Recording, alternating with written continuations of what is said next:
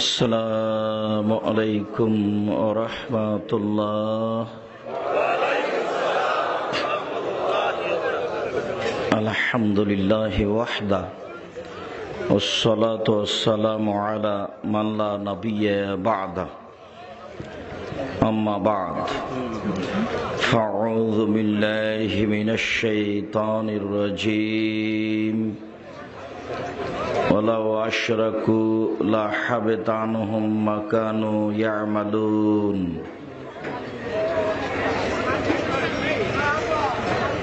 আন জাবিরিন রাদিয়াল্লাহু তাআলা আনহু قال قال رسول الله صلى الله عليه وسلم من مات يشرك بالله دخل النار ومن مات لا يشرك بالله দাখালাল জান্নাহ।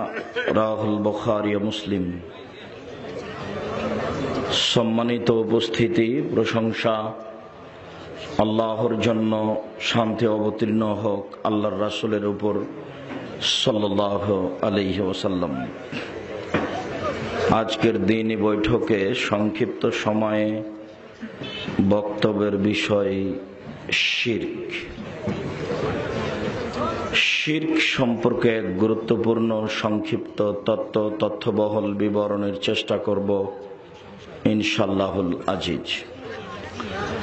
সম্মানিত উপস্থিতি, যেসব পাপের কারণে মানুষের পরকাল হারিয়ে যায় তার একটি বড় পাপ হচ্ছে শিরক। আপনাদের মনে রাখা ভালো হবে, দুনিয়াতে দুটো পাপ আছে যার নিজস্ব ক্ষমতা আছে, অন্যান্য পাপের নিজস্ব ক্ষমতা নেই। যেমন কেউ যদি জিনা করে, এটা মহাপাপ, নেক্কারজনক পাপ, নোংরা পাপ। রাসূল সাল্লাল্লাহু আলাইহি ওয়াসাল্লাম বলেন, আল বিক্রু বিল বিক্রি জিলদু মেওয়া তাগরিবু সানা। অবিবাহিত ছেলে মেয়ে যদি জিনা করে তাহলে তাকে 100 লাঠি পিটিয়ে এলাকা থেকে 1 বছরের জন্য তাড়িয়ে দিতে হবে। তিনি বলেন, আস-সাইবু বিস-সাইবা ওয়ার-রাজম। বিবাহিত পুরুষ নারী যদি জিনা করে তাহলে তাকে ইট ঢেল পাথর দিয়ে মেরে মেরে মেরে ফেলতে হবে। তিনি বলেন, যারা লা ইলাহা ইল্লাল্লাহ বলে তাদের হত্যা করা যাবে না, তবে 3টা পাপের কারণে মানুষকে হত্যা করা যায়। স্টেজের লোকগুলিকে বসতে হবে, না হয় স্টেজ ত্যাগ করতে হবে। জি,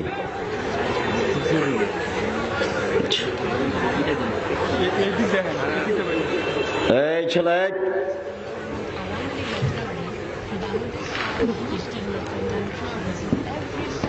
3 শ্রেণীর পাপের কারণে মানুষকে হত্যা করতে হয়। তার 1 শ্রেণীর পাপ হচ্ছে জেনা। মানুষ যদি জেনায় লিপ্ত হয় বিবাহ করার পরে, তাহলে তার শাস্তি হচ্ছে তাকে হত্যা করতে হবে। তবে তাকে বাঁচানোর দুনিয়াতে কোনো পথ নেই। মানুষ যদি দিন ত্যাগ করে তাহলেও তাকে হত্যা করতে হবে, তবে তার বাঁচার পথ আছে। কেউ যদি বলে আমি কোরআন মাজিদ মানি না, তাহলে তাকে হত্যা করতে হবে, তবে তার বাঁচার পথ আছে। কেউ যদি বলে গাভীর দুধ হারাম, তাহলে তাকে হত্যা করতে হবে, তবে তার বাঁচার পথ আছে। কেউ যদি বলে মদ হালাল, তাহলে তাকে হত্যা করতে হবে, তবে তার বাঁচার পথ আছে।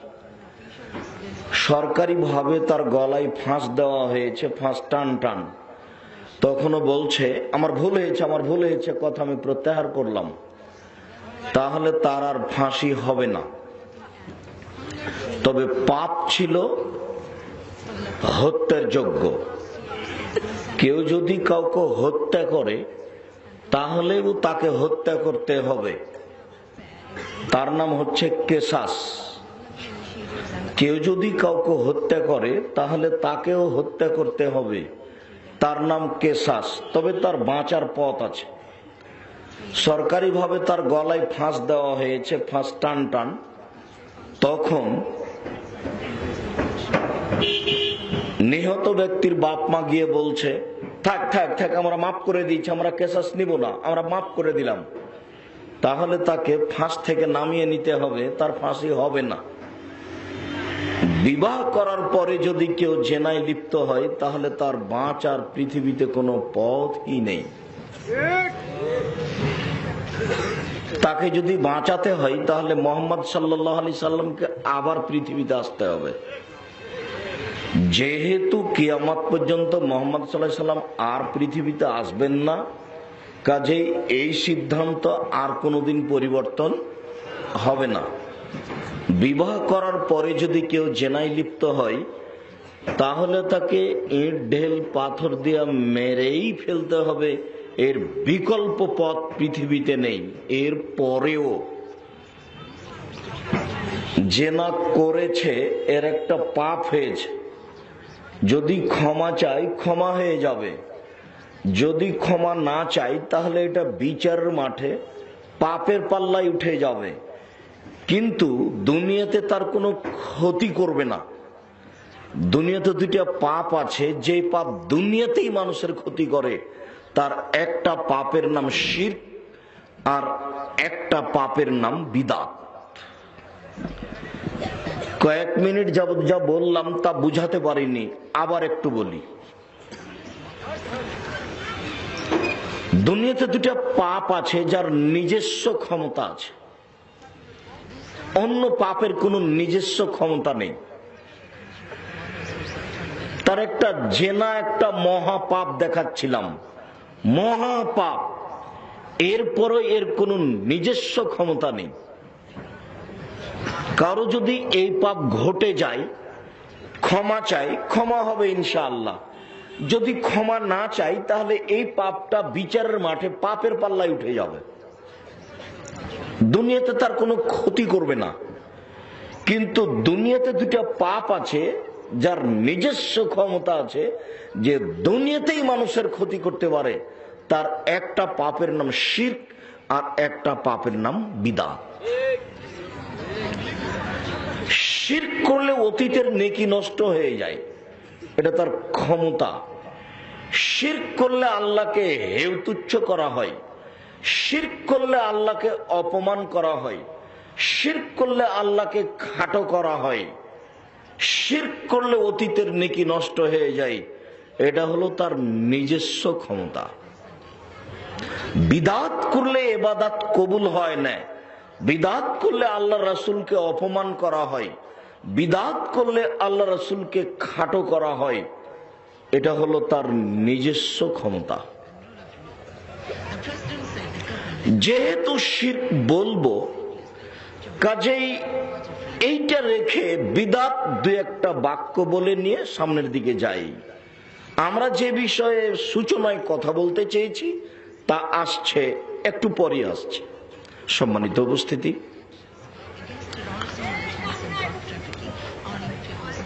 আল্লাহ বললেন, ইয়া আইয়ুহাল্লাযীনা আমানু সাল্লু আলাইহি ওয়া সাল্লিমু তাসলিমা, হে পৃথিবীর মানুষ, তোমরা নবীকে সালাম দাও, তার উপরে দুরূদ পড়ো। এটা আল্লাহর আদেশ। আল্লাহ আমাদেরকে বলছেন যে তোমরা মুহাম্মদকে সালাম দাও আর তার উপরে দুরূদ পড়ো।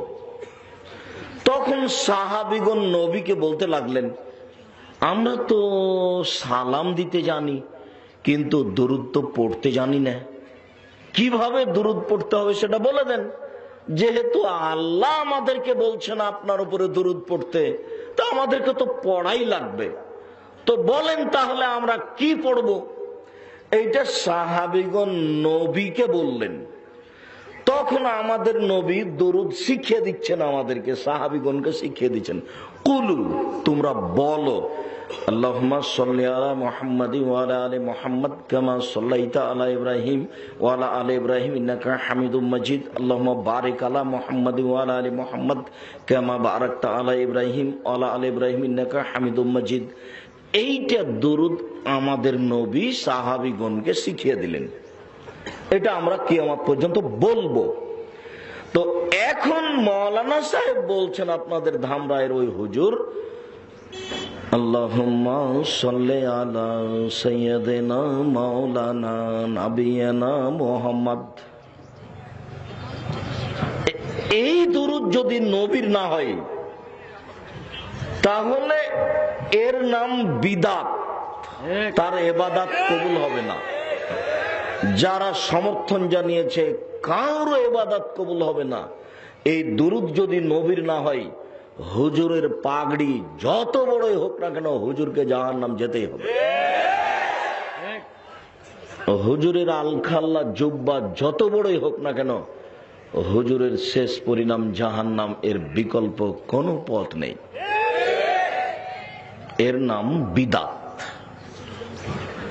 বিদআত করলে ইবাদত কবুল হয় না। এইটা করার কারণে যা ইবাদত করছে তার কবুল হচ্ছে। হাজি ক্যাম্পে ঢুকতে দেখছি একজন হুজুর বিশাল পাগড়ি বেঁধে আছেন, জুব্বা পরে আছেন, সবাইকে বলিয়ে নিচ্ছেন। আপনারা বলেন লাব্বাইক আল্লাহুম্মা লাব্বাইক, লাব্বাইক লা শারীকা লাক, লাব্বাইক ইন্নাল হামদা ওয়ান নি'মাতা লাক ওয়াল মুলক লা শারীকা লাক। আল্লাহ, আমরা তোমার দরবারে উপস্থিত, আমরা তোমার দরবারে উপস্থিত, প্রশংসা তোমার, অনুগ্রহ তোমার, রাজত্ব তোমার, কোনো শরীক নাই তোমার। লাব্বাইক আল্লাহুম্মা লাব্বাইক, লাব্বাইক লা শারীকা লাক, লাব্বাইক ইন্নাল হামদা ওয়ান নি'মাতা লাক ওয়াল মুলক লা শারীকা লাক। তো আমি এক পর্যায়ে হুজুরকে বলছি, হুজুর এইটা যে ইয়ালাম লামে বলতে হবে, এটা যে আপনি এখানে বলছেন। আমাদের নবী মুহাম্মদ সাল্লাল্লাহু আলাইহি সাল্লাম বলেছেন যে এলাম লামের লোকেরা বা এই এলাকাতে যেসব লোক আছে, এইটার উপর দিয়ে যারা যাবে তারা এইখানে এহরাম বাঁধবে। এলাম লামের উপরে যখন ভারত, বাংলাদেশ, পাকিস্তান, এমানের লোকেরা যাবে তখন ওখানে বলবে লাব্বাইক উমরাতান, উমরার জন্য উপস্থিত। তারপরে শুরু করবে লাব্বাইক আল্লাহুম্মা লাব্বাইক, লাব্বাইক লা শারীকা লাক, লাব্বাইক ইন্নাল হামদা ওয়ান নি'মাতা লাক ওয়াল মুলক লা শারীকা লাক। এটা শুরু করবে। তো আপনি যে এখানেই বলছেন, তখন হুজুর বলছে যে বাড়ি থেকে বললে হবে। সর্বনাশ, হুজুরের সাহস কত গো! আল্লাহর নবী বলছেন ইয়ালাম লাম, আর এ বলছে যে বাড়ি থেকে। এর নাম বিদআত। মানে হজ কবুল হয়নি, আবার যেতে হবে, টাকাটাই লস। মানে বিদআত থাকলে ইবাদত কবুল হবে না, এটা তার নিজস্ব ক্ষমতা। কোরআন মাজিদ পড়লে অক্ষর প্রতি 10 নেকি হয়, এ কথা ঠিক। কিন্তু আপনি আমার বাপের নামে কোরআন মাজিদ পড়ে বাপ বক্সিয়ে দিলেন কিভাবে? পড়লেন আপনি তো বক্সালেন কিভাবে? এটা হয় কি করে? পড়লেন আপনি, নেকি পাবেন আপনি, তা আপনি ওই নেকি আমার বাপের কবরে বক্সালেন কি করে? এইটা আপনার ক্ষমতা হলো কিভাবে? সে যে অবাক হুজুর, বড় একটা টুপি মাথায় দেওয়া আছে, তার উপরে রুমাল আছে, কোরআন মাজিদ পড়তে এসেছে। পড়ার পরে বলছে যে পড়ার পরে আমি নেকি আপনার বাপের কবরে বক্সিয়ে দিলাম। বাহ, বিশাল ব্যাপার গো। ইন্না লিল্লাহি ওয়া ইন্না ইলাইহি রাজিউন। এটা হয় কি করে? আশ্চর্য কথা। এক জানাজাকে লক্ষ্য করে, মুমূর্ষ ব্যক্তিকে লক্ষ্য করে কবর পর্যন্ত 241টা বেদাত আছে।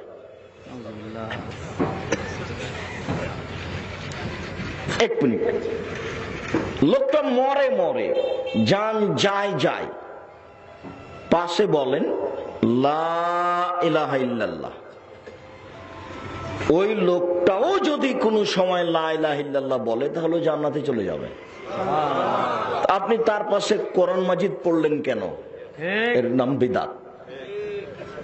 যারা বলে আমরা আহলে হাদিস তারা মরার আগে পড়ে, আর যারা বলে আমরা মাযহাবী তারা মরার পরে পড়ে। ভাগ হলো কিভাবে সেটা আমি বুঝলাম না, তবে এটা আমি দেখছি।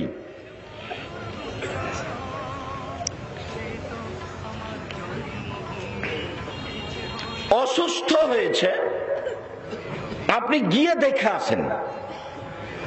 দেখে আসলে দুইজনেরই লাভ। আপনি আমাকে দেখতে এসেছেন, আপনি আমার গায়ে হাত দিয়ে বললেন লাবাস তহর ইনশাআল্লাহ, কোনো অসুবিধা নেই, ভালো হয়ে যাবে। আধেবিল বাস, আল্লাহ তুমি রোগকে দূর করো। অসফে, তুমি আরোগ্য দাও। আন্তা সাফি, তুমি আরোগ্য দাতা। লা সেফা ইল্লা সেফাওকা সেফাউন লা ইয়াগদিরু সাকামা, এমন আরোগ্য দাও কোনো যেন রোগী না থাকে। তা আপনি আমার জন্য এটা বললেন, তা আমার লাভ। তো আপনার কি লাভ? আপনি যদি আমাকে সকালে দেখতে আসেন, তাহলে সন্ধ্যা পর্যন্ত ৭৭,০০০ ফেরেশতা আপনার জন্য ক্ষমা চাইবে। আর যদি সন্ধ্যায় দেখতে আসেন, সকাল পর্যন্ত ৭৭,০০০ ফেরেশতা আপনার জন্য ক্ষমা চাইবে। তো আপনারও লাভ, আমারও লাভ। তো আপনি যে ছেলেকে বললেন বেটা হুজুরকে ৫,০০০ টাকা দিয়ে মসজিদে একটু আমার জন্য দোয়া করতে বলেন, হুজুর হাত তুলে আপনার নাম উল্লেখ করে লম্বা একটা দোয়া মেরে দিল, ওর নাম বিদআত আর এর নাম সুন্নাত। যে কথা বলছি, কিয়ামত পর্যন্ত কোন মায়ের বেটার ভিতরে সরিষা ঢোকাতে পারবে না, যা বলছি তাই থাকবে। জাতির যদি রাস্তাঘাট করে দিতে না পারি, জাতির যদি স্কুল কলেজ করে দিতে না পারি, জাতিকে চূড়ান্ত সঠিক ধর্ম দিতে পারবো ইনশাআল্লাহ। ধর্মের ব্যাপারে জাতিকে ফাঁকি দিয়ে পরকাল হারাতে রাজি নই। যেই কথা বলছি এই কথাতে কিয়ামত পর্যন্ত সরিষা ঢোকাতে পারবেন না, যেভাবে বলছে এভাবেই থাকবে। মসজিদে দোয়া করে নেওয়ার কোনো পথ নেই, তাকে দেখতে যেতে হবে, এটাই সুন্নাত। আপনি সূরা ইয়াসিন মোহাম্মদ সাহেব স্ত্রীর কাছে পড়লেন কেন? তারই নাম বিদআত। মরার সাথে সাথে তাকে আপনি সাদা কাপড় দিয়ে ঢেকে দেন, কেবলার দিকে মুখ করলেন কেন? তারই নাম বিদআত। ওযু দিয়ে গোসল দেন, ৩ বার ৫ বার ৭ বার গোসল দেন। গোসল দেওয়ার পূর্বে পেট চেপে পেশাব পায়খানা বের করলেন কেন? তারই নাম বিদআত। নখ কাটলেন কেন? তারই নাম বিদআত। মোচ ছোট করলেন কেন? তারই নাম বিদআত। নিচের লোম পরিষ্কার করতে গেলেন কেন এখন? তারই নাম বিদআত। শ্বাস বন্ধ হয়ে গেছে, সব বিধান বন্ধ, এখন কোনো কাজ চলবে না, শুধুমাত্র ওযু দিয়ে গোসল দিতে হবে। শ্বাস থাকাকালীন ছিল নখ কাটা, গোপ ছোট করা, পরিষ্কার পরিচ্ছন্ন, এখন কেন? এসব কাজ হচ্ছে আত্মা থাকাকালীন, আত্মা বের হয়ে গেছে, এই হুকুম বাতিল, এরই নাম বিদআত। ওযু দিয়ে গোসল দিয়ে কাফনে রেখে, কাপড় ৩টে, মহিলাদের জন্য ৩টে, পুরুষের জন্য ৩টে, ছোট বড় করতে পারেন, একই সমান করতে পারেন। মহিলাদের ৫ কাপড় দিতে হবে, এ হাদিস ঠিক নয়, আবু দাউদ বর্ণিত এ হাদিস ঠিক নয়। অতএব মহিলাও ৩টা, পুরুষও ৩টে। ৩টা কাপড় বিছিয়ে লাশটাকে রেখে, ডান দিকের কাপড়টা উঠিয়ে বাম দিকের কাপড়টা উঠিয়ে আপনার জানাজায় যেতে হবে। গোলাপ জল পানিতে দিতে পারেন, গোলাপ জল গায়ে দিলেন কেন? এটা বিদআত। লাশ সামনে রেখে বক্তব্য দিতে লাগলেন কেন? একবার মেম্বার, একবার চেয়ারম্যান, একবার এমপি, একবার আপনি, এটা বিদআত। লাশ সামনে রেখে বক্তব্য চলবে না। লাশ সামনে রেখে এতটুকু বলা যায় যে আমার আব্বা দুনিয়া থেকে বিদায় নিয়েছেন, আপনাদের যদি কর্জ লেনদেন থাকে তাহলে আমাকে বললে আমি পরিশোধ করে দেব। বা ইমাম সাহেব বলতে পারেন কোন লেনদেনের কর্জের ব্যাপার আছে কি? কর্জ যার আছে তার জানাজা হবে না। ব্যাংকে লোন নিয়ে ব্যবসা করিয়েন না, এখান থেকে তওবা করে উঠবেন যে ৬ মাসের মধ্যে ব্যাংকে যত লেনদেন আছে তা পরিশোধ করব, এবং ওই ব্যবসা বাতিল করে চকলেট থেকে শুরু করব। ব্যবসা কোথা থেকে শুরু করতে হবে? চকলেট। তাহলে আর ঋণ নেওয়া লাগবে না। চকলেটের পরে কলা, কলার পরে কাপড়, কাপড়ের পরে বিদেশি জিনিস, তখন কোটিপতি, তখন আর কোনো সমস্যা নেই। তখন যদি চট্টগ্রাম কাস্টমে 3 দিন স্টিমার থেমে থাকার কারণে 10 লক্ষ টাকা ঘুষ দিতে হয়, তখন আমি মাজলুম। আমি ব্যবসা করছি, জিনিস বিদেশ থেকে আনতেই হবে, আমার কাছে টাকা নিবে কেন? সরকার আমার প্রতি জুলুম করেছে, তখন এই টাকা দিতে আমি বাধ্য, আমাকে ব্যবসা করতে হবে, কেউ না কেউ ব্যবসা করবে। ধামরাই বাজারে একটা 15 কেজি মাছ উঠেছে, 15 কেজি ওজন, 1000 টাকা করে কেজি।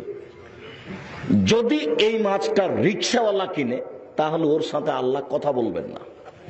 কেন? ও হলো গরিব গৌরবী, ও এটা কিনলো কেন? আর যদি আপনি না কিনেন তাহলে আপনি আর জান্নাত যেতে পারবেন না, আপনি কৃপণ। কথা বুঝাতে পারলাম না? কেননা ও কেন কিনবে? ও তো রিক্সা চালায়। ও যদি এই 10 কেজি ওজনের মাছ 1000 টাকা যেভাবে ঋণ নিয়ে মাছ কিনে, তাহলে ও ঋণ নিয়েছে, কয়দিন পরে পালিয়ে যাবে, ওকে ভিক্ষা করে খেতে হবে।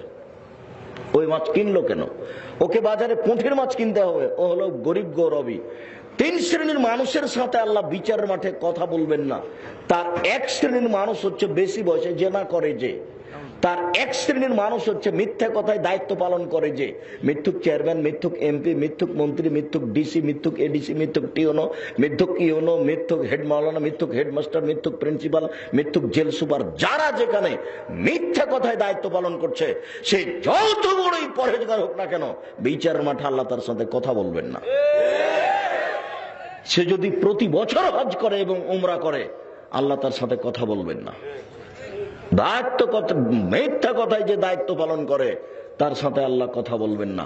3 শ্রেণীর মানুষের সাথে আল্লাহ বিচারের মাঠে কথা বলবেন না। 1, বেশি বয়সে জেনা করে যে। 2, মিথ্যা কথায় দায়িত্ব পালন করে যে। 3, গরিব মানুষ অহংকার করে যে। গরিব মানুষ অহংকার করে কিভাবে?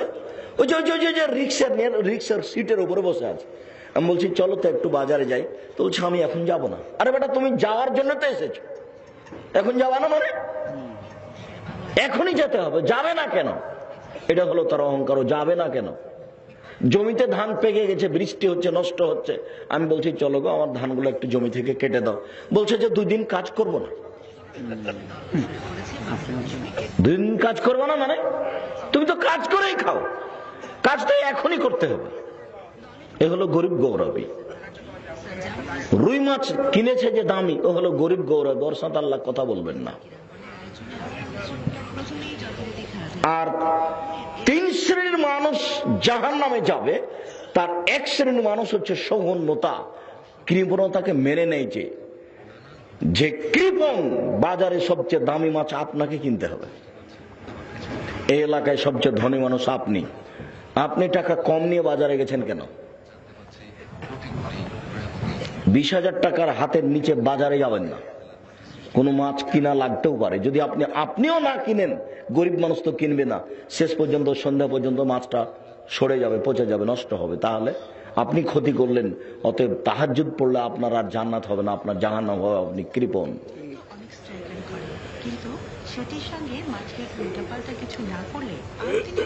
বলছিলাম লোকটা মারা গেছে, তার জন্য জানাজার সামনে এত বক্তব্য কেন? মাটি জানাজা হয়ে গেছে, লোকটাকে নিয়ে যেতে হবে, তো কাঁধ পরিবর্তন করতে হবে কেন? এর নাম বিদআত। খাটলি নিয়ে যাচ্ছে তো বলেছে থামো থামো, কাঁধ পরিবর্তন করো। 3 বার নাকি কাঁধ পরিবর্তন করতে হবে, এর নাম বিদআত। প্রয়োজনে 10 বার কাঁধ পরিবর্তন করেন, 10 বার, তাতে আসে যায় না। কিন্তু পরিবর্তন করতে হবে এ কথা বললেন কেন? খাটলিটা কবর পর্যন্ত নিয়ে যেতে 3 বার নামাতে হবে, নামাতে হবে, এই কথাটা বিদআত। আপনি বললেন কেন এই কথা? প্রয়োজনে 10 বার নামান। বুঝাতে পারিনি কথা? খাটলির আগে কেউ যাবে না। আগে যাচ্ছ কেন? পিছে পিছে যাও, এই কথা বিদআত। আপনি আপনার মতো হাঁটেন, খাটলি তার মতো যাবে। মাথার দিক সামনে করো, পার দিক পিছনে করো, এই কথা বিদআত। যেইভাবে সুবিধা হবে, যেই দিকে সুবিধা হবে সেভাবে নিয়ে যাবেন। থামো, খাটলি নামানো হয়নি, কেউ বসতে পাবে না। আরে আমি আমার মতো গেছি, আমি বসবো, আপনি আপনার মতো বসবেন। তো খাটলি নামানো হয়নি সেজন্য বসতে পাবো না, এ আবার কোন কথা? সেটা হলো বিদআত। লাশটাকে নামাতে হবে যেদিকে পা থাকে, অর্থাৎ কোন দিকে? দক্ষিণ দিক থেকে নামাতে হবে, পশ্চিম দিক থেকে নয়। নামানোর সময় বলতে হবে বিসমিল্লাহ ওয়া আলা মিল্লাতি রাসূলিল্লাহ সাল্লাল্লাহু আলাইহি সাল্লাম। হাজারো মানুষ তখন একটা ডালিতে মাটি নিয়ে সবার হাতে ছয়ে নিল, এর নাম বিদাত। এইবার দেখা যাচ্ছে যে ওই এতে ওই সাদা কাপড় যেটা খাটলিতে আছে, সে খাটলিতে আয়াতুল কুরসি লেখা আছে, এটাও বিদাত। বা ওই সাদা কাপড়ে লেখা আছে প্রশ্নের উত্তর, সেটাও বিদাত। আগামীকাল সন্ধ্যা হতে হতে খাটলির যে কাপড়ে কিছু লেখা আছে, কাপড় জ্বালিয়ে দিতে হবে। ধামরাইয়ের কোন শরীফবাগ ধামরাইয়ের কোন এক মসজিদে ঢুকে দেখেছিলাম, হাজী সাহেব মানুষ খাওয়ার খুব ভালো দিয়েছিলেন। মসজিদে ঢুকে দেখে মসজিদের একদিকে আছে লেখা আল্লাহ আর আর একদিকে লেখা আছে মোহাম্মদ। আমি বললাম আগামীকাল সন্ধ্যা হতে হতে হাজী সাহেব এটা উঠিয়ে ফেলতে হবে। পরবর্তীতে যদি আপনি উঠিয়ে ফেলতে না পারেন তাহলে অন্তত আপনি আমাকে দাওয়াত দিবেন না। একদিকে লেখা আছে আল্লাহ, অপর দিকে লেখা যায় আকবর, এটা লেখা যায়, তবু পছন্দ করি না। পশ্চিম দেওয়ালে কিছু লিখতে হবে না, একদিকে আল্লাহ আর একদিকে আকবর। তখন অর্থ হলো আল্লাহ হলেন সবচেয়ে বড়। বাম দিক থেকে অনুবাদ করেন, সবচেয়ে বড় হলেন আল্লাহ। ডান দিক থেকে অনুবাদ করেন, আল্লাহ হলেন সবচেয়ে বড়, সবচেয়ে বড় হলেন আল্লাহ। আর যদি আল্লাহর মোহাম্মদ লেখা থাকে তাহলে এবার হলো আল্লাহ হলেন মোহাম্মদ, মানে আল্লাহ মোহাম্মদ। বাম দিক থেকে অনুবাদ করেন, মোহাম্মদ হলেন আল্লাহ, মোহাম্মদই আল্লাহ। মাথায় কিছু আছে, সবই কি গোবর? একটুকু কি ইয়ে নাই, মগজ নাই কিছু? এটা বুঝতে পারেন না আপনি, কেন এটা লেখা থাকবে?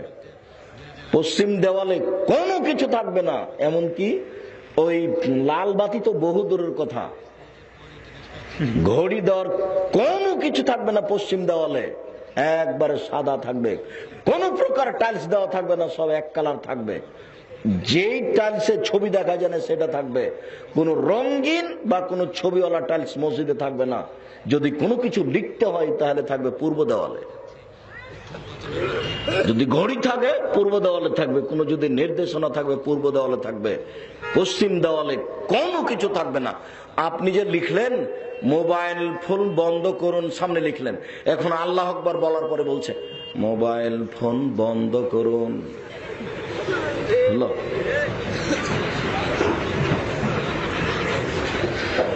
মাটি দেওয়ার পরে চার কোনায় চারটা বাঁশ পুঁতে দিতে হবে, এটা হলো বিদাত। মাটি দেওয়ার পরে কবরের উপরে একটা খেজুর ডাল পুঁতে দিতে হবে, এটা হলো বিদাত। মাটি দেওয়ার পরে পানি ছিটিয়ে দিতে হবে, এটা হলো বিদাত। যদি ধুলা উড়ে তাহলে পানি ছিটিয়ে দিতে পারেন, তাছাড়া এমনিতেই পানি ছিটিয়ে দিতে হবে, এর নাম বিদাত। মাটি দেওয়ার পরে চতুর্দিকে দাঁড়িয়ে সবাই মিলে হাত তুলে দোয়া করতে হবে, এর নাম বিদাত। জানাজা তো একটু আগে হলো, ওখানে তো ক্ষমা চাওয়া হয়েছে, আবার এখানে কেন? ওখানেই তো অনেক কিছু বলা হয়েছে, আল্লাহুম্মা গফির লাহু, আল্লাহ তুমি তাকে ক্ষমা করো, অরহামহু তুমি তার প্রতি রহমত নাযিল করো, অফিহি তুমি তাকে মাফ করো, অফি আনহু তুমি তার প্রতি নিরাপত্তা অবতীর্ণ করো, অকরম নজলাহু তুমি তাকে দামি সম্মানী খাদ্য খেতে দাও, অসমাদ খালাহু তুমি তার থাকার জায়গা প্রশস্ত করে দাও, অকসল বিল মায়া সলজল ভারত কমানা কাইতা সবল হবে জমিনা দানাস তুমি তাকে ঠান্ডা স্বচ্ছ পানি দিয়ে ধুয়ে পরিষ্কার করে দাও, যেমন ভাবে সাদা কাপড়কে ময়লা থেকে ধুয়ে পরিষ্কার করা হয়। আব্দুল্লাহু দারান খায়রান মিন দারিহি দুনিয়াতে যেই বাড়ি ছিল তার চেয়ে সুন্দর বাড়ি দাও, ওয়াহারান খায়রান মিন আহলিহি দুনিয়াতে যে পরিবার ছিল তার চেয়ে সুন্দর পরিবার দাও, ওয়াজাওজান খায়রান মিন জাওজিহি দুনিয়াতে যে স্ত্রী ছিল তার চেয়ে সুন্দর স্ত্রী দাও, আদখিলুল জান্নাহ তুমি তাকে জান্নাতে প্রবেশ করাও, আর তুমি তাকে জাহান্নামের শাস্তি থেকে বাঁচাও। আল্লাহুম্মা গফির লিহাইয়িনা আল্লাহ যারা আমাদের জীবিত তাদের তুমি ক্ষমা করে দাও, অমাইয়াতিনা যারা আমাদের মারা গেছে তাদের তুমি ক্ষমা করে দাও, অশাহিদিনা যারা জানাজা উপস্থিত হয়েছে তাদের তুমি ক্ষমা করে দাও, অগায়েবিনা যারা জানাজা উপস্থিত হতে পারেনি তাদের তুমি ক্ষমা করে দাও, অসাগিরিনা যারা আমাদের ছোট তাদের তুমি ক্ষমা করে দাও, অকাবিরিনা যারা আমাদের বড় তাদের তুমি ক্ষমা করে দাও, অযাকারিনা যারা আমাদের পুরুষ তাদের তুমি ক্ষমা করে দাও, অনসানা যারা আমাদের মহিলা তাদের তুমি ক্ষমা করে দাও। আল্লাহুম্মা মান আহইয়াতাহু মিন্না ফাআইল ইসলাম, আল্লাহ তুমি আমাদের যাকে জীবিত রাখবে মুসলমান করে জীবিত রাখো। ওমান তাওফাইতাহু মিন্না ফাতাওফা আলাল ঈমান, আল্লাহ তুমি যাকে মারবে ঈমানদার করে মারো। আল্লাহুম্মা লা তাহরিমনা আজরাহু ওয়ালা তাফতিরনা বাদা, আল্লাহ এই লোকটা চলে যাওয়ার কারণে আমরা দুঃখিত হয়েছি, এতে তুমি আমাদের নেকি দান করো। এই লোকটা চলে যাওয়ার কারণে তুমি আমাদের পথ ভ্রষ্ট করো না। আসসালামু আলাইকুম রহমতুল্লাহ, আসসালামু আলাইকুম রহমতুল্লাহ। ক্ষমা তো অনেক চাওয়া হয়েছে, সবাই মিলে হাত তুলে দোয়া করলেন কেন? এর নাম বিদআত। সারা পৃথিবীর হুজুর যদি একদিকে হয়ে বলে যে চলবে তবুও বেদাত। শুধু ধামরাই তো বহুদূরের কথা। সারা পৃথিবীর সব হুজুর যদি এক জায়গাতে হয়ে বলে যে চলবে তবুও বেদাত। হাত তুলে দোয়া করা কবরের পাশে চলবে সেটা ব্যক্তিগত ব্যাপার। জানি না আইনে রাসূল সাল্লাল্লাহু আলাইহি ওয়াসাল্লাম দোয়া অধ্যায় বইটা আপনার বাড়িতে আছে কিনা।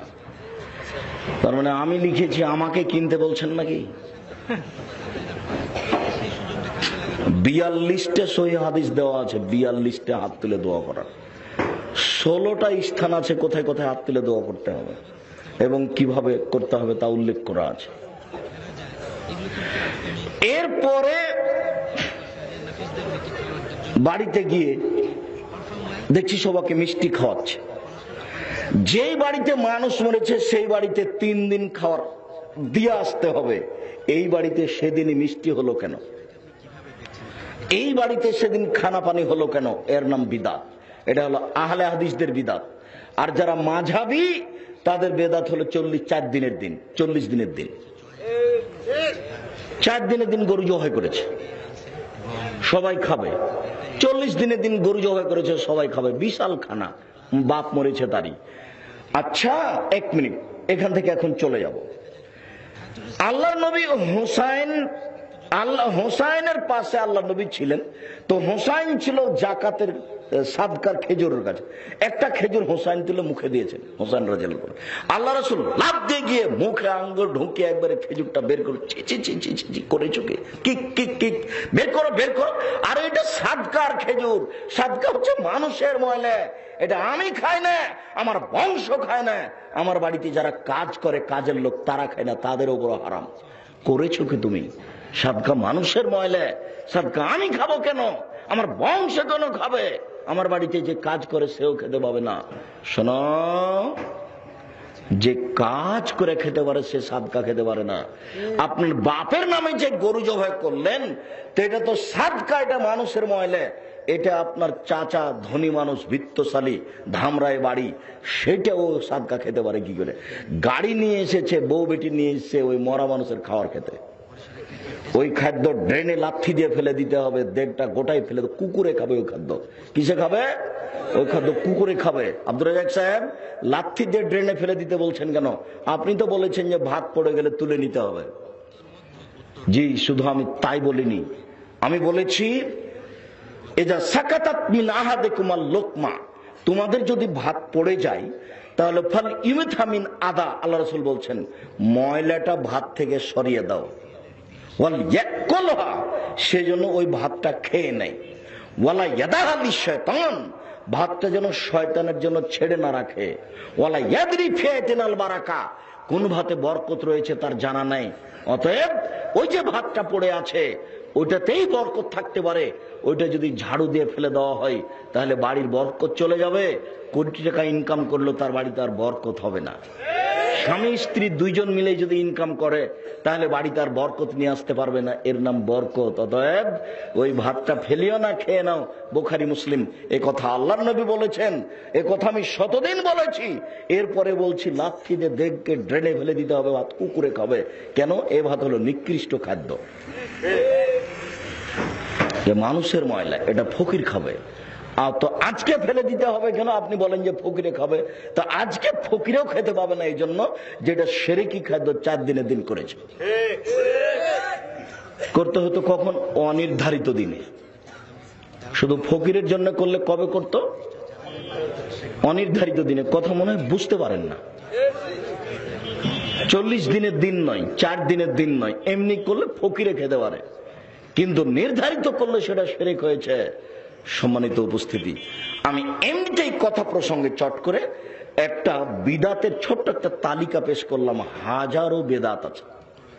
ঈদের মাঠে হুজুর বলছেন আসেন আসেন, আর 4 মিনিট আছে নামাজ শুরু হতে যাচ্ছে। আরে হুজুরের কত বড় সাহস! আল্লাহ নবী বলছেন লা জানাওয়ালা একামাওয়ালা নেতা, ঈদের মাঠে আজান নাই, একামাত নাই, ডাক নাই, এ কথা আল্লাহর নবী বলেন, আর হুজুর বলছেন যে আরো 4 মিনিট আছে, আসেন। দেখেছেন হুজুরের সাহস কি? হুজুর বলছেন যে আপনারা বলেন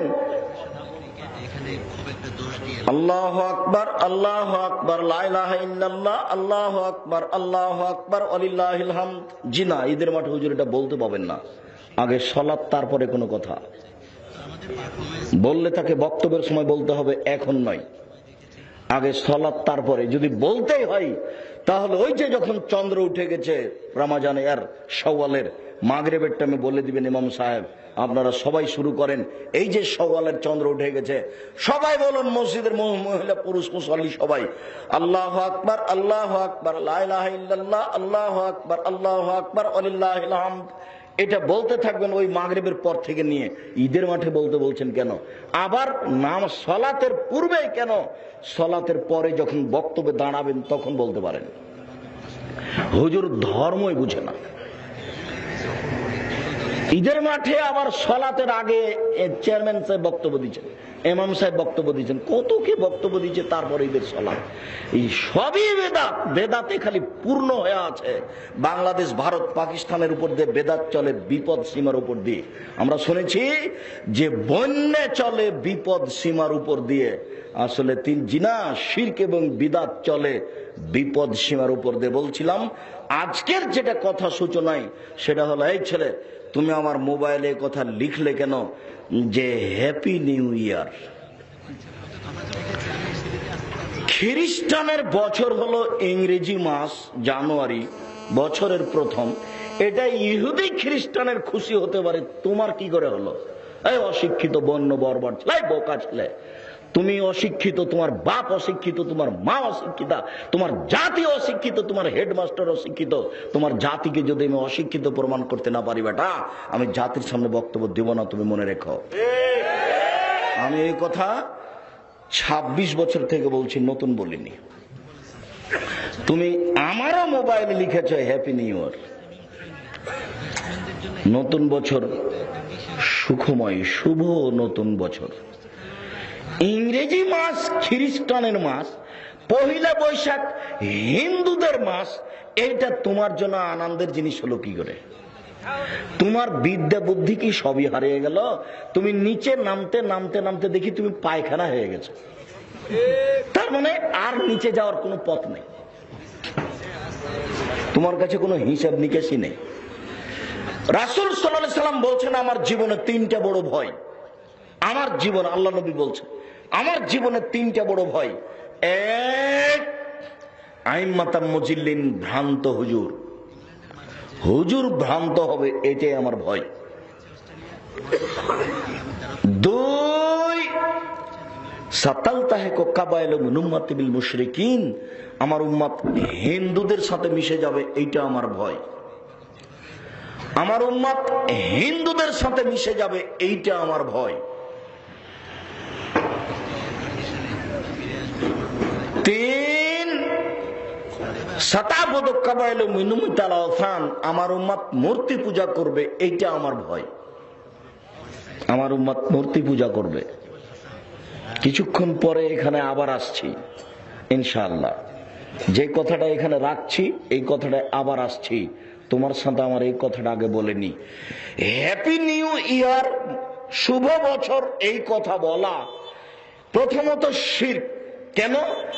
দিনে কোনো কল্যাণ নেই, কোন দিনের ভিতরে কিছু ভালো মন্দ আছে, এটা মনে করাই শিরক। তুমি যে বলেছো, আব্দুর রাজাক সাহেব যে বললেন যে জন্মদিবস শিরক, এটা হয় কি করে? তুমি অপেক্ষা করো, আমি আমার আলোচনায় এক পর্যায়ে তোমাকে দেখাবো জন্মদিবস এই জন্য শিরক। আর এখন তোমাকে বলে রাখছি যে ইংরেজি মাসের প্রথম দিন, জানুয়ারির প্রথম দিন কোনো কিছু মনে করা, শুভ বছর মনে করা, কোনো কিছু লেখা, সেটা হলো শিরক। এই দিনে কোনো কিছু নেই। দুই, এটা ইহুদি খ্রিস্টানের বছর, তুমি তাকে স্বাগতম জানালে কি করে? তুমি এমন একটা অন্যায় করেছো যে তোমার পরকাল হবে ইহুদি খ্রিস্টানের সাথে, তুমি যত বড়ই পরহেজগার হও না কেন। রাসূল সাল্লাল্লাহু আলাইহি ওয়াসাল্লাম বলেছেন, মান তাশাব্বাহা বিকওমিন ফাহুয়া মিনহুম, যারা যাদের ভালোবাসে কিয়ামতের মাঠে তারা তাদের সাথে থাকবে। বলো তুমি একে ভালোবাসা জানাইলা কেন? এই মেয়ে, তুমি ক্লাস 10-এ পড়ো, বেকুব বোকা মেয়ে, তোমার লজ্জা হয় না? তোমার শরম হয় না? তুমি একটা মেয়ে মানুষ, এইভাবে তুমি বছরকে স্বাগতম জানাও কি করে? এই বছরের প্রথম দিনকে তুমি স্বাগতম জানাও কি করে? তোমার শরম হয় না? তোমার ইতস্তবোধ হয় না? তোমার লজ্জাবোধ হয় না?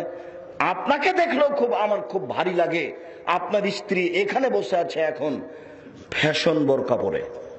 ফ্যাশন বোরকা মানে পা বাড়ালে আর এক কালার বের হয়, এটা বোরখা হলো কি করে? এটা তো সবাই দেখছে, দেখতে ভালো লাগে, তো এটা বোরখা হয় কি করে? আপনার লজ্জা হয় না? আপনার শরম হয় না? আপনার একটু হায়া হয় না? আপনাকে একটু খারাপ লাগে না? বউকে যদি এইভাবে ফ্যাশন বোরকা দিয়ে দেখতে ভালো লাগে বের করেন, তাহলে আরো 5 জন যারা কাপড় ছাড়াই বের করেছে আপনিও করেন। জাহান্নাম তো আছেই, তাহাজ্জুদ পড়লেও হবে, হজ করলেও হবে। কেন? 3 শ্রেণীর মানুষ জাহান্নামে যাবেই, ওর উপরে জান্নাত হারাম, যাবেই যাবে। এক, মদমিনুল খামর, যারা নিয়মিত বিড়ি তামাক জর্দা সিগারেট গুল নেশাদার দ্রব্য খায় পান করে তারা জাহান্নামে যাবে। 2, ওর রাজরাতু মিনান নিসায়ে, পুরুষের বেশধারী নারী, যারা পুরুষের জুতা স্যান্ডেল পরে, যারা পুরুষের শার্ট প্যান্ট পরে, যারা গেঞ্জি গায়ে দিয়ে চলে, তারা জাহান্নামে যাবে, হজ করলেও যাবে, তাহাজ্জুদ পড়লেও যাবে। 3, আপনি দায়ুস। দায়ুস কে? আল্লাযী ইকিরু ফি আহলিল খাবাসা, যে তার বাড়িতে বেহায়াইর সুযোগ দিয়েছে সে জাহান্নামে যাবে। যে তার বাড়িতে বেহায়াইর সুযোগ দিয়েছে সে জাহান্নামে যাবে। মেয়ে আপনার, ওই যে এখন শীতের দিনে মাথায় কাপড় দিয়ে নেই, এখন ওটা আপনার মেয়ে। এই মেয়ে, তুমি এখন ক্লাস 10-এ পড়ো, তোমার লজ্জা হয় না?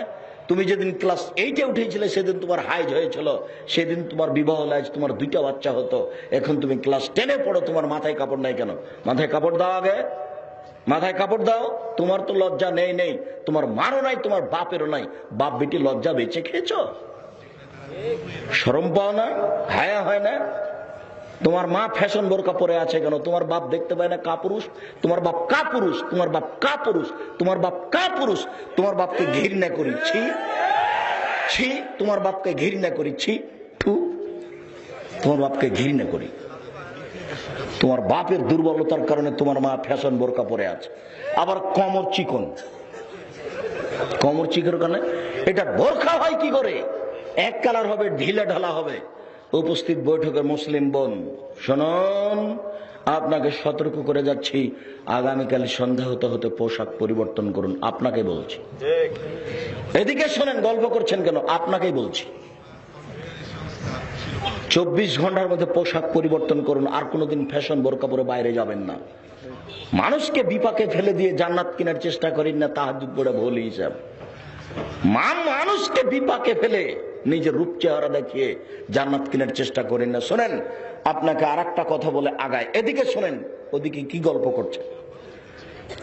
রাসূল সাল্লাল্লাহু আলাইহি সাল্লাম বলছেন, সিনফান মিন উম্মতি মিন আহলিন নার, আমার উম্মতের 2 শ্রেণীর মানুষ জাহান্নামে যাবে। লামারাহুমা, আমি তাদের দেখিনি। আমাদের নবী বলছেন, আমার উম্মতের 2 শ্রেণীর মানুষ জাহান্নামে যাবে, আমি তাদের দেখিনি। ওরা জাহান্নামী, ওরা জাহান্নামে যাবে। এক, কমন মাহুম সেয়াতুন, এক শ্রেণীর মানুষ তাদের হাতে থাকবে লাঠি। এক শ্রেণীর মানুষ তাদের হাতে থাকবে লাঠি, কাযনাবিল বাকারে, লাঠিটা হবে গাভীর লেজের মতো। লাঠিটা হবে গাভীর লেজের মতো। গাভীর লেজ কেমন বলেন তো? একদিক মোটা, একদিক চিকন। দেখবেন পুলিশদের হাতে থাকে। এই ছেলে, বোকা ছেলে, তোমার হাতে থাকে। ওই যে বিশ্ববিদ্যালয়ে তুমি যখন মারামারি করো তখন তোমার হাতে দেখি ওই লাঠি আছে। ওখানে পড়তে গেছো কেন? মারামারি করছো তো, পড়ার জায়গার নাম মারামারি করা, তো ওখানে যাও কেন? তোমার হাতে এই লাঠি আছে, দেখা যায় পেপার পত্রিকায়। শোনো, গাভীর লেজের মতো লাঠি থাকবে তার হাতে, ইয়াজরিবুনা বিহান নাস, তা দিয়ে মানুষকে মারবে। এরা জাহান্নামে যাবে, আল্লাহর নবী বলেন। এরা জাহান্নামে যাবে, আল্লাহর নবী বলেন। হাদিস বুখারী মুসলিম। এরা জাহান্নামে যাবে, আল্লাহর নবী বলেন। দুই, এক শ্রেণীর মানুষ গেল। দুই, নিসাউন, মহিলা, কাশে এতন, কাপড় পরে থাকে, আর এতন, উলঙ্গ। কাপড় পরে উলঙ্গ হয় তাই আপনার বউ, ওই যে আপনার বউ এখন বসে আছে, ওই যে ফ্যাশন বোরকা, ওই যে কোমর চিকন। আর এমনি যারা পোশাক পাতি পরে আছে, এর তো লজ্জা নাই। লজ্জা নেই যার, ইমান নেই তার। ইমান নেই যার, লজ্জা নেই তার। ইমান নেই যার, লজ্জা নেই তার। লজ্জা নেই যার, ইমান নেই তার। ইমান নেই যার, জাহান্নাম তার, তার জান্নাত হতে পারে না। লজ্জা দিয়ে ইমান কিনা যায়, আর ইমান দিয়ে জান্নাত কিনা যায়। লজ্জা দিয়ে ইমান কিনা যায়, আর ইমান দিয়ে জান্নাত কিনা যায়। শুনুন, নিসাউন, মহিলা, কাশে এতন, কাপড় পরে থাকে, আর এতন, উলঙ্গ। কাপড় পরে উলঙ্গ হয়, এ কথা আল্লাহর নবী বলছেন। আমি তো অনুবাদক। কাপড় পরে মহিলারা উলঙ্গ হয়, এ কথা আল্লাহর নবী বলছেন, আমি বলিনি, আমি অনুবাদক। মুমিলাতুন, তারা পুরুষকে নিজের দিকে আকৃষ্ট করে। যখন ওরা রাস্তায় হাঁটে তখন সবাই দেখতে থাকে, যেটা আপনি দিন রাত দেখছেন। মাইলাতুন, তারাও নিজেরাও পুরুষের দিকে আকৃষ্ট হয়। কিভাবে? ওরা যখন রাস্তায় চলে তখন দেখবেন কেন জানি কেমন কেমন করে, কেন জানি আনছান আনছান করে। একবার রাস্তা ডান দিকে যায়, একবার বাম দিকে যায়, একবার চুল নাড়ে, একবার হাত হিলায়, একবার ভাঁজ করে কথা বলে। দেখবেন কথাই ভাঁজ করে বলে, বাংলা জানে না তবু কি যে বলে, ভাঁজ করে কথা বলছে। বেঢঙ্গা বেশর্মা মহিলা কোথাকার, নাকি শিক্ষিতা। তোমাকে আর তোমার বাপ বেটিকে তোমাকে যদি আমি অশিক্ষিতা প্রমাণ করতে না পারি, আমি জাতির সামনে বক্তব্য দেব না। আল্লাহ বলছেন,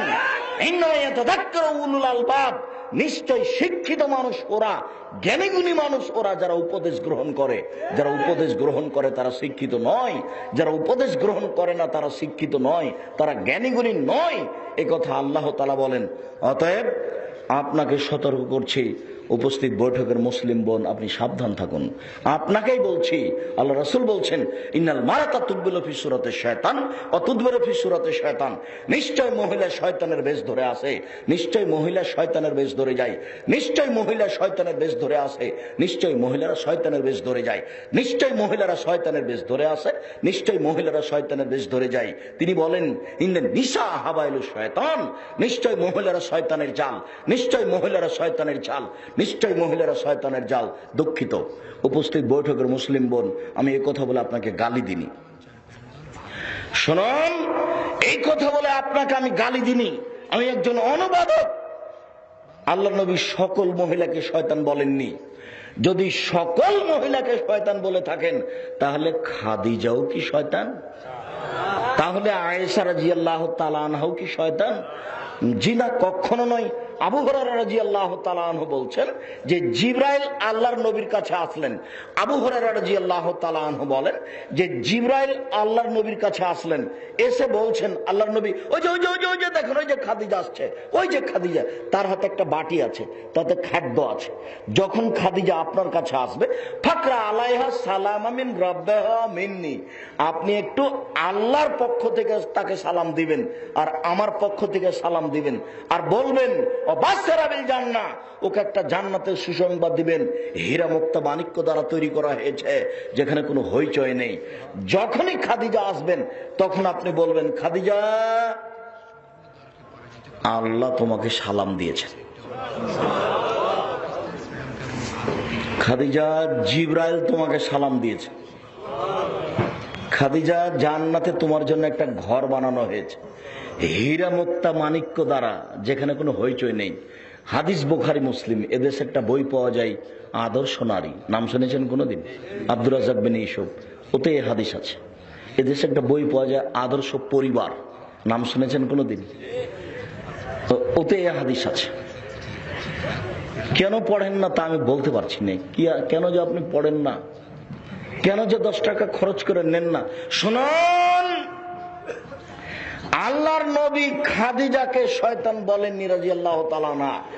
আপনি এমন মহিলা যে খাদিজার মতো, আপনাকে আমি শয়তান বলবো কেন? আপনাকে আমি খাদিজা রাদিয়াল্লাহু তাআলা আনহার মতো মনে করি, আপনি আমার দ্বীনী বোন, আপনাকে আমি অন্তর থেকে ভালোবাসি, আপনাকে আমি আয়েশা রাদিয়াল্লাহু তাআলার মতো মনে করি। আপনাকে আমি গালি দিব কেন? ওই যে ওই যে ওই যে আপনার পাশে বসে আছে, ওই যে দেখেন আপনার পাশে বসে আছে, শাড়ি পরে ছোট ব্লাউজ পরে আছে, দেখেন তার পেট দেখা যাচ্ছে, পিঠ দেখা যাচ্ছে, এ হলো শয়তান। দেখেন আপনার পাশে আছে, দেখেন আপনার পাশে বসে আছে, ও হলো শয়তান, ও হলো শয়তান। ওকে আল্লাহ রাসূল সাল্লাল্লাহু আলাইহি ওয়াসাল্লাম বলেছে ওই হলো শয়তান। দেখেন আপনার পাশে একটা মেয়ে আছে, মাথায় কাপড় না দেও, ক্লাস 10-এ পড়ে, ঢাকা বিশ্ববিদ্যালয়ে পড়ে, এ হলো শয়তান, এ হলো শয়তান, এ হলো শয়তান। এ কথা আল্লাহর নবী বলছেন। এ হলো শয়তানের জাল, এ কথা আল্লাহর নবী বলছেন। আপনাকে বলবো কেন? আপনাকে তো খাদিজার মতো মনে করি। অত আপনি রাগ করবেন না, অবশ্যই আপনি আমার দ্বীনী বোন। শয়তান হচ্ছে ওই মহিলা, যে মহিলা ফ্যাশন বোরকা পরে রাস্তাঘাটে চলে, ও শয়তান। এ কথা আমি বলিনি, এ কথা আল্লাহর নবী বলছে। আমি বলবো কেন? আমি বলার কে? বলছিলাম, সম্মানিত দ্বীনী ভাই, বছরের প্রথম দিনকে স্বাগতম জানানো শিরক, এই কথাটা আবার বলবো। আর এইখানে দুইটা অংশ বলে গেলাম। আপনি যদি বছরের প্রথম দিনকে সম্মান করেন, তাহলে এটা শিরক হবে, অতীতের নেকি নষ্ট হবে, পরকাল হারাবে। আরেকটা হবে, এটা ভালোবাসার ফলাফল হবে খ্রিস্টানদের ভালোবাসা। বিচারের মাঠে আপনাকে ইহুদি খ্রিস্টানের সাথে উঠতে হবে। কোনদিন আমরা একে স্বাগতম জানাই না, মূল্যায়ন করি না, ভবিষ্যতে কোনোদিন করব না। তুমি তো সেই যুবক, পহিলা বৈশাখে ঘুরো। এই মেয়ে, তুমি তো সেই মেয়ে, তুমি গালে লিখো পহিলা বৈশাখ দিয়ে ছুটে বেড়াও পান্তা ভাত নিয়ে। সে তো তুমি নারী। তোমাকে বলছি, তুমি একটু সতর্ক হও। শুনুন, শিরক করলে অতীতের নেকি নষ্ট হয়ে যায়। আল্লাহ তাআলা বলেন, ওয়ালাউ আশরাকু লাহাবাতা আনহুম মা কানু ইয়ামালুন। তারা যদি শিরক করে তাহলে তাদের আমল বাতিল হবে। যারা শিরক করবে তাদের নেকি নষ্ট হয়ে যাবে। আল্লাহ তাআলা আমাদের নবীকে বলছেন, তাদের নেকি তো বাতিল হবে হবেই, তাদের নেকি তো বাতিল হবে হবেই। লাইন আশরাকতা লায়াহবাতান আমালুক। আপনিও যদি শিরক করেন মুহাম্মদ সাল্লাল্লাহু আলাইহি ওয়াসাল্লাম, আপনারও নেকি বাতিল হবে। আপনি একজন নবী, আপনিও যদি শিরক করেন তাহলে আপনারও নেকি বাতিল হবে। এ কথা আল্লাহ তাআলা আমাদের নবীকে বলেন। মানে শিরক করলে ইবাদত বাতিল হবেই। শিরকের পরিণাম জাহান্নাম। আল্লাহ তাআলা বলেন, লাইন ইন্নাহু মান ইউশরিক বিল্লাহ ফাকাদ হারামাল্লাহু আলাইহিমাল জান্নাহ। যারা শিরক করে তাদের উপরে আল্লাহ জান্নাতকে হারাম করেছেন। ইন্নাহু মান ইউশরিক বিল্লাহ ফাকাদ হারামাল্লাহু আলাইহি জান্নাহ। যে শিরক করবে তার উপরে জাহান্নাম হারাম, জান্নাত হারাম। যে শিরক করবে তার উপরে জান্নাত হারাম, যে শিরক করবে তার উপরে জান্নাত হারাম। জাবের রাদিয়াল্লাহু তাআলা আনহু বলেন, রাসূল সাল্লাল্লাহু আলাইহি ওয়াসাল্লাম বলেছেন, মান মাতা ইশরাকু বিল্লাহ দাখালান নার। কেউ যদি শিরক করে বিন্দু মাত্র, সরিষার সমপরিমাণ কেউ যদি শিরক করে তাহলে সে জাহান্নামে যাবে। বুখারী মুসলিম। কেউ যদি সরিষার সমপরিমাণ শিরক করে তাহলে সে জাহান্নামে যাবে। এ কথা রাসূল সাল্লাল্লাহু আলাইহি সাল্লাম বলেন। তিনি বলেন, মান মাতা লা ইশরাক বিল্লাহ শাইআন দাখালাল জান্নাহ। কেউ যদি মারা যায় বিন্দু মাত্র শিরক না করে থাকে তাহলে সে জান্নাতে চলে গেছে, জান্নাতে যাবে। আর একটা কথা এখানে বলে রাখছি, এই ছেলে, ওই ছেলেটা দাঁড়ালো কিভাবে? ওটা আপনি খেয়াল করছেন না কেন? কোন বাচ্চা যদি আপনার পাশ থেকে উঠে যায় তো যে তার দিকে তাকাবে সে তো কথা বুঝতে পারবে না। আর আপনি এসেছেন আমাকে লক্ষ্য করে, আর আমি এসেছি আপনাকে লক্ষ্য করে, তা আপনি একটু ধৈর্য ধারণ করেন। পেশাব পায়খানা লাগলেও কিছুক্ষণ অপেক্ষা করেন। আপনাকে আমি সারা রাত বসে রাখবো? তা আপনার ধৈর্যের বাঁধ ভাঙে কেন? আপনি তাড়াতাড়ি উঠার চেষ্টা করেন কেন? কি হলো আপনার এখানে? আপনার একটু ধৈর্য হয় না? ভোট করে করে করে একবারে অমানুষ হয়ে গেছে। ধৈর্য বলে কোনো জিনিস নাই, ঈমান বলে কোনো জিনিস নাই, ভদ্রতা বলে কোনো জিনিস নাই, নীতি বলে কোনো জিনিস নাই। এত তাড়াতাড়ি ব্যস্ত হবেন কেন? পাথরের মতো বসে থাকেন। পাখি যেন মনে করে আপনি পাথর, আর এক একটা বাক্যকে মনে করবেন 1 কোটি টাকা মূল্য, তাহলে আপনি বসে থাকতে পারবেন। আমি কি আপনাকে ইসব জোলাকার কাহিনী শোনাতে এসেছি? আপনি অপেক্ষা করুন, আপনার আমি কিছু না কিছু উপকার করবই করবো ইনশাআল্লাহ। আপনার আমি কিছু না কিছু উপকার করবই করবো ইনশাআল্লাহ। আপনি কিছুক্ষণ অপেক্ষা করুন। আপনার বিরক্তির আগেই আমি বক্তব্য শেষ করবো, এটা আমার নীতি, এটা আমার গতি। অতএব আপনি একটু ধৈর্য ধারণ করুন। বলছিলাম, আনাস রাদিয়াল্লাহু তাআলা আনহু বলেন, রাসূল সাল্লাল্লাহু আলাইহি সাল্লাম বলেছেন, আল্লাহ তাআলা বিচারের মাঠে বলবেন, আল্লাহ তাআলা বিচারের মাঠে বলবেন, ইবনা আদম লা আতাইতানি বিকরাবিল আরদি খাতায়া সুম্মা লাকিতানি লা তুশরিক বি শাইআ লা আতাইতুকা বিকরাবিহা মাগফিরা। এ আদমের ছেলে মেয়ে শোনো, আজকে তোমরা আকাশ জমিন পরিমাণ পাপ নিয়ে বিচারের মাঠে উপস্থিত হয়েছ। তোমাদের পাপ আর পাপ, পাপে আকাশ জমিন পরিপূর্ণ হয়ে আছে। এই পরিমাণ পাপ নিয়ে উপস্থিত হয়েছ। শোনো, যদি তোমাদের শিরক না থাকে তাহলে আমি এই পরিমাণ ক্ষমা নিয়ে উপস্থিত হয়েছি। তোমার পাপ যত আমার ক্ষমা তত। তোমার পাপ যেই পরিমাণ আমার ক্ষমা সেই পরিমাণ। যদি শিরক না থাকে, তোমার পাপ যত আমার ক্ষমা তত। তোমার পাপ যেই পরিমাণ আমার ক্ষমা সেই পরিমাণ। যদি শিরক না থাকে। কি বুঝলেন? শিরক একটা আশ্চর্য পাপ। শিরক করলে আল্লাহ ক্ষমা করবেন না বিচার মাঠে, দুনিয়াতে ক্ষমা করবেন। তওবা করলে আল্লাহ ক্ষমা করে দিবেন, কিন্তু বিচারের মাঠে ক্ষমা হবে না। কেন? শিরকে তার মানের হানি হয়, তার ইজ্জতের হানি হয়। আমি কথা বলছি, টিকটিকি টিকটিক করে উঠলো, আমি বললাম ঠিক বলেছি। আরে আমি ঠিক বলেছি কিনা এটা আল্লাহ জানে, টিকটিকি কিভাবে জানবে? আপনি টিকটিকি একটা প্রাণীকে আল্লাহর জায়গাতে বসালেন, এটা আল্লাহর মানের হানি, যার জন্য এটা শিরক। আল্লাহ বলছেন আমার ক্ষমতা টিকটিকি কিভাবে নেই। তুমি ভাত খাও, কাঁটা ফেলে খাও, এটুকু বুদ্ধি হয়। ধামরায় জমি কিনলে জমি 22-62-72 জমি জরিপ আছে কিনা, নিখুঁত আছে কিনা, সেটা দেখার বুদ্ধি হয়। আর টিকটিকি যে কথা বললো, সত্য মিথ্যা টিকটিক বুঝলো, একটু এটা বুঝো না? এটা করো কেন? এতে আল্লাহর মানের হানি হয়, এই জন্য এটা মহাপাপ। শুনুন, আব্দুল্লাহ ইবনে মাসউদ রাদিয়াল্লাহু তাআলা আনহু বলেন, রাসূল সাল্লাল্লাহু আলাইহি সাল্লামকে জিজ্ঞাসা করা হয়েছিল, আইয়ুদ যামবি আকবার, আল্লাহ রাসূল সবচেয়ে বড় পাপ কোনটি? বলেন তো আল্লাহ রাসূল, সবচেয়ে বড় পাপ কোনটি? তখন আল্লাহ রাসূল বলছেন, আনতাদুল্লাহ নিদান ওয়া খালাকাক, তুমি আল্লাহর সাথে কাউকে শরীক করবে, এটাই সবচেয়ে বড় পাপ। অথচ আল্লাহ তোমাকে সৃষ্টি করেছে, তুমি শিরক করবে, এটাই হলো বড় পাপ। এই পর্যন্ত বলতেই জিজ্ঞাসাকারী বলছেন, আল্লাহ রাসূল এরপরে কোনটা? এরপরে বড় পাপ কোনটা? ঠিক আছে বুঝলাম, শিরক সবচেয়ে বড় পাপ, এটা বুঝেছি, তো তারপরে কোনটা একটু বলেন তো?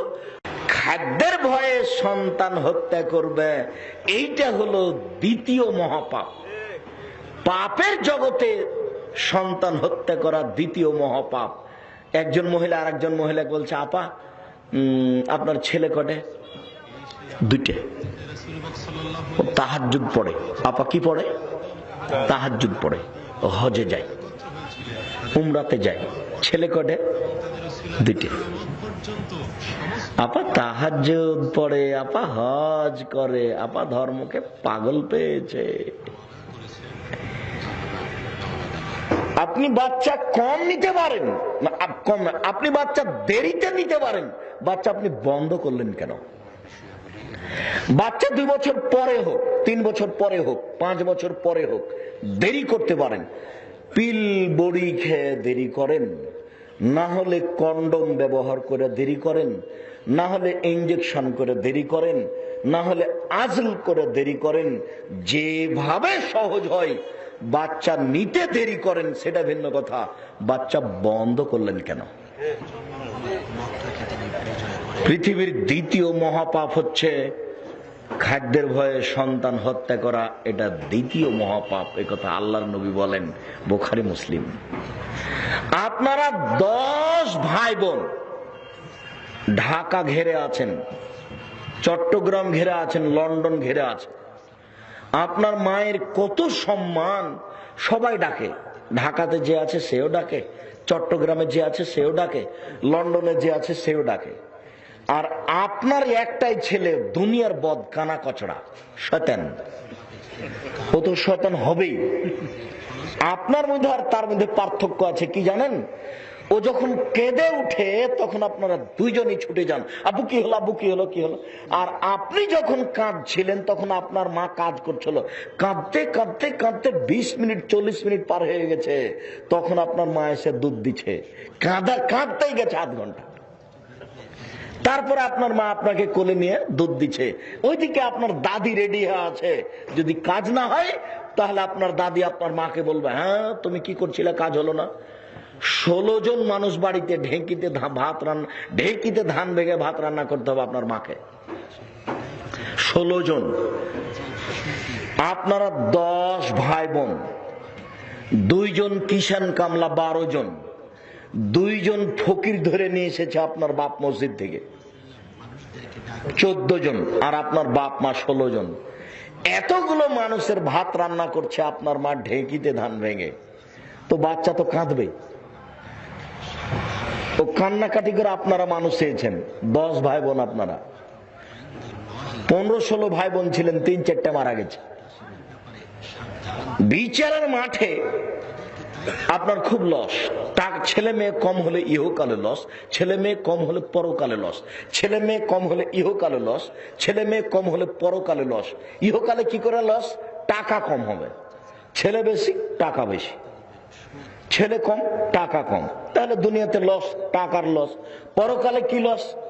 পরকালে যেসব বাচ্চাগুলি বাল্য অবস্থায় মারা যাবে, সেসব বাচ্চাগুলি বাপের জামা কাপড় ধরে নিবে এভাবে দিয়ে, আল্লাহকে বলবে আমার বাপকে আগে জান্নাতে দেন তারপরে আমি। আল্লাহ বলবেন না, তুমি জান্নাতে যাও, তোমার বাপ নয়। ছেলেটা বলবে জি না, আমার বাপ আগে জান্নাতে যাবে তারপরে আমি। আল্লাহ বলবেন না, তোমার বাপ নয়, তুমি জান্নাতে যাও। তখন ছেলে বলবে জি না, আমার বাপ আগে তারপরে আমি।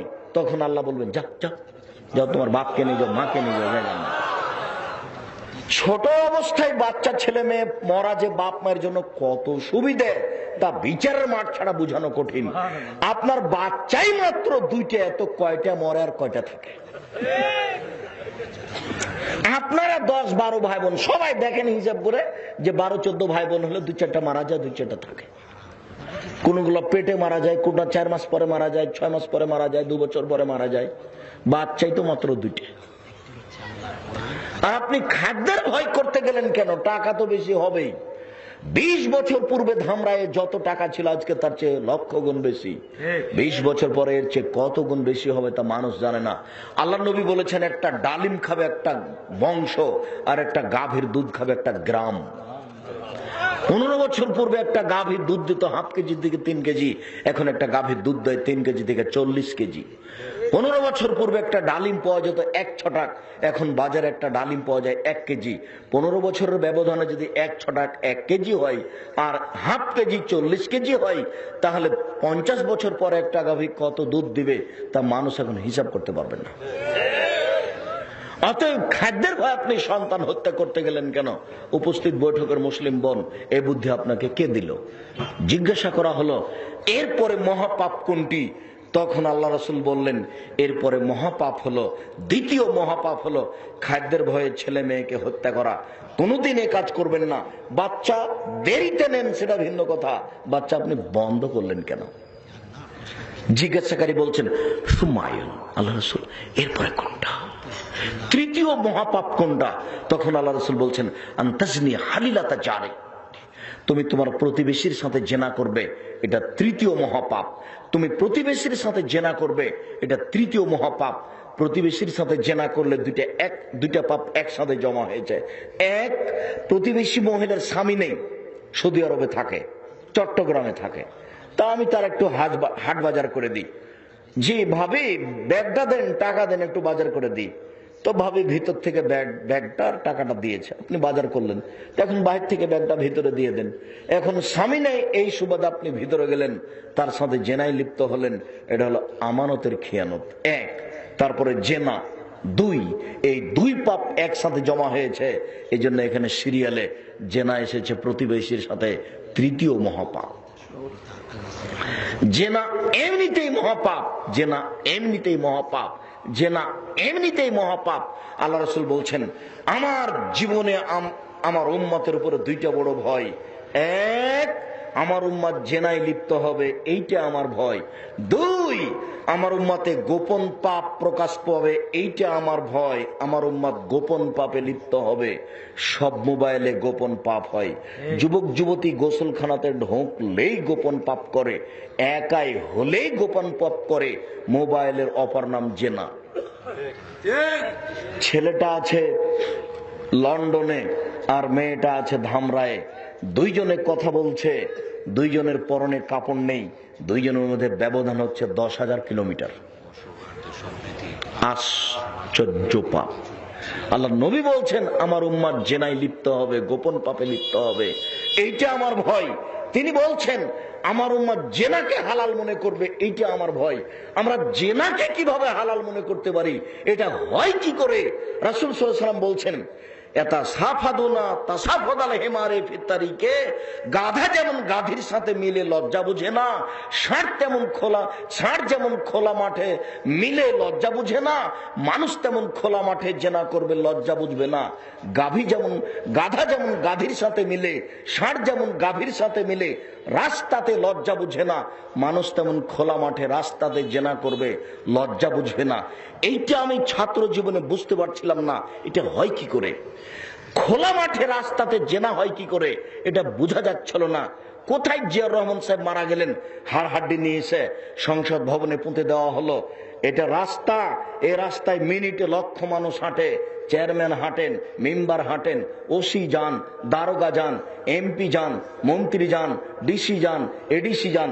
এই রাস্তার পাশে যুবক যুবতীকে চেপে ধরে আছে ঘন্টার ঘন্টা। যুবক যুবতীর উরু রানের উপরে মাথা দিয়ে ঘুমিয়ে আছে।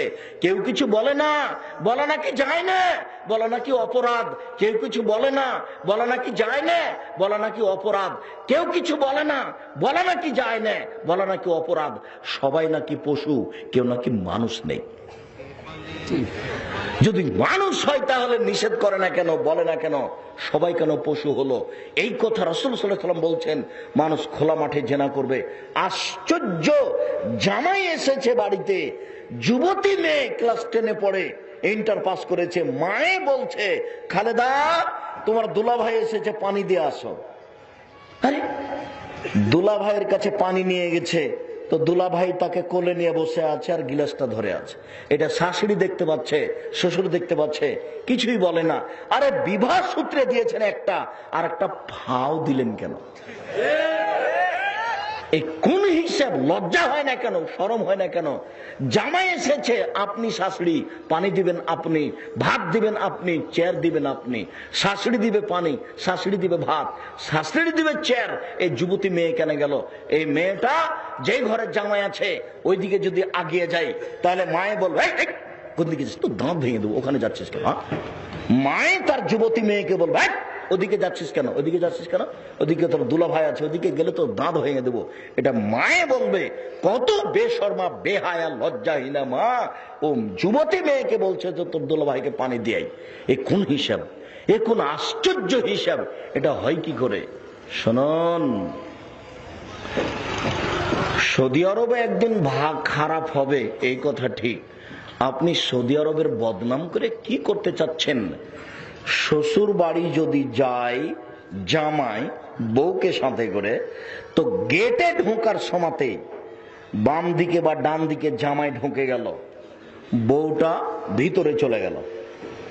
কিছুক্ষণ পরে খানা পানি আসবে এখানে, খানা পানি খাওয়ার পরে আধ ঘন্টা 1 ঘন্টা পরে বউটা ভিতর থেকে এসে বলবে স্বামীকে, চলেন। ভিতরে গিয়ে শালিকা কোথায় আছে কথা বলবে, এই সুযোগ সৌদি আরবে নেই। আপনি বলেন কি? আর আপনার চরিত্র এত নোংরা, শ্বশুর বাড়িতে গিয়ে যদি শালি কথা না বলে তাহলে বলছে তোর বাপের বাড়ি আসবোই না। ও কথা বললো না কেন? চরিত্র নিচে নামতে নামতে নামতে নামতে পশু হয়ে গেছে।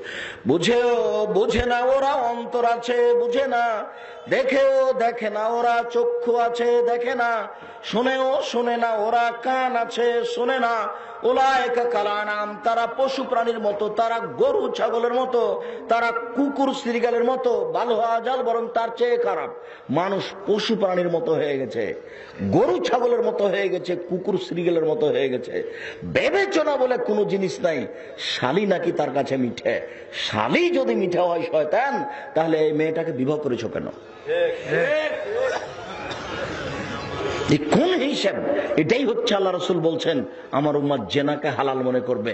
আপনার চরিত্রের কথা বলছি মুরব্বী, আপনি ধনী মানুষ, আপনার চরিত্রের কথা বলছি। আপনার বাড়িতে দাওয়াত খেতে গেছি, তখন আপনি বলছেন আব্দুর রাজ্জাক সাহেব, এই যে আমার মেয়ে, এটা ঢাকা বিশ্ববিদ্যালয়ে পড়ে। খালেদা আম্মু, এই যে তোমার চাচাকে খাবার তুলে দাও, খাবার তুলে দাও। আশ্চর্য, ওখানে এসে খাবার তুলে দিবে। আপনি কি করছেন? আপনার কাজের লোক কি করছে? মেয়ে কেন এসে খাবার তুলে দিবে? সব জায়গাতে একই মহিলা দিয়ে সব সময় খিদমত নেওয়া হচ্ছে সমাজের। আর তোমার মায়ের কথা বলি, এই বোকা ছেলে, তোমার মায়ের কথা বলি। তোমার মা ভোটে দাঁড়িয়ে ওই ব্যানার একদিক ধরে আছে, আর তোমার খালা একদিক ধরে আছে। তোমার খালা আর তোমার মা বলছে অমুকের চরিত্র ফুলের মতো পবিত্র। আর তোমার মা সবাইকে বলে ভাই আসেন, চা খেয়ে যান, ভাই আসেন। রাত 12টার সময়তে এসেছে, তবুও তোমার মা বলছে ভাইয়া আসেন, বসেন। ছি ছি ছি ছি ছি ছি ছি। আরে তোমার মা বড় লোকের ঘরের বৌমা, আর তোমার মা হচ্ছে বড় লোকের ঘরের মেয়ে। তার একটা মর্যাদা ছিল। তোমার মা একবার পরিবারকে ডুবিয়ে দিয়েছে। তোমার মা এখন পতিতালয়ে নেমেছে, সবাইকে ডাকে কেন? এই বোকা ছেলে, তোমার মা জাতিকে ডাকে কেন? পুরুষকে ডাকে কেন চা খেতে? লজ্জা হয় না তোমার মায়ের? শরম হয় না? তোমার মা যেন আজ থেকে আর বাড়ি থেকে বের না হয়। তোমাদের একটা নিজস্ব মর্যাদা আছে, তোমার বংশের একটা নিজস্ব মর্যাদা আছে, তোমার নানার বংশের একটা নিজস্ব মর্যাদা আছে। তোমার মা কেন এখানে আসলো? 3 শাহাদাত জুরে, মিথ্যা সাক্ষী দেওয়া। মিথ্যা সাক্ষী দেওয়া পৃথিবীতে 3য় মহাপাপ। মিথ্যা সাক্ষীর কারণে আজকে কেন্দ্রীয় কারাগারে হাজারো মানুষ 10 বছর থেকে জেলে আছে, নিজেই জানে না আমি কেন জেলে। ওই লোকটা জেলে আছে, সেদিন লোকটা রংপুরে ছিল, আর সাক্ষী বলছে যে আমি 2 চোখে দেখেছি ওকে মেরেছে, আমি মারতে নিজে 2 চোখে দেখেছি। অথচ লোকটা সেদিন কোথায় ছিল? রংপুরে, যেদিন মারামারি হয়। আশ্চর্য, সাক্ষী বলছে আমি নিজে চোখে দেখেছি। এই জন্য সাক্ষীদাতা হচ্ছে পৃথিবীতে 3য় মহাপাপী। পিতামাতার অবাধ্য চলে যে সে তো জাহান্নামে যাবেই। 4 শ্রেণীর মানুষ জাহান্নামে যাবে। 1, মধুমেলুল খামর, নিয়মিত নেশাদার দ্রব্য, বিড়ি তামাক জর্দা সিগারেট খায় যে। 2, আকুন, বাপ মাকে মানে না যে। 3, মান্নান, খোটা দেয় যে। খোটা দেওয়া বুঝেন? জি, খোটা দেওয়া বদনাম নয়। জি জি, গরিব মানুষটা আপনার কাছে 5000 টাকা চেয়েছে, ভ্যান কিনবে সেই জন্য, তো আপনি 5000 টাকা দিয়েছেন। পরের দিন বলছেন এই খালেদ, সকালে ভ্যানটা আনিস তো, আমি একটু যাবো বাজারে, তো আসেনি। পরের দিন দেখা বলছে মনটা চাচ্ছে বলতে বলতে আপনি বাধ্য, আরে তোকে কালই 5000 টাকা কর্জ দিলাম, আর তোকে ডাকলাম সকালে, তুই একটু আলি না, তুই এতই নিমু খারাম রে। এইটা হলো খোটা দেওয়া।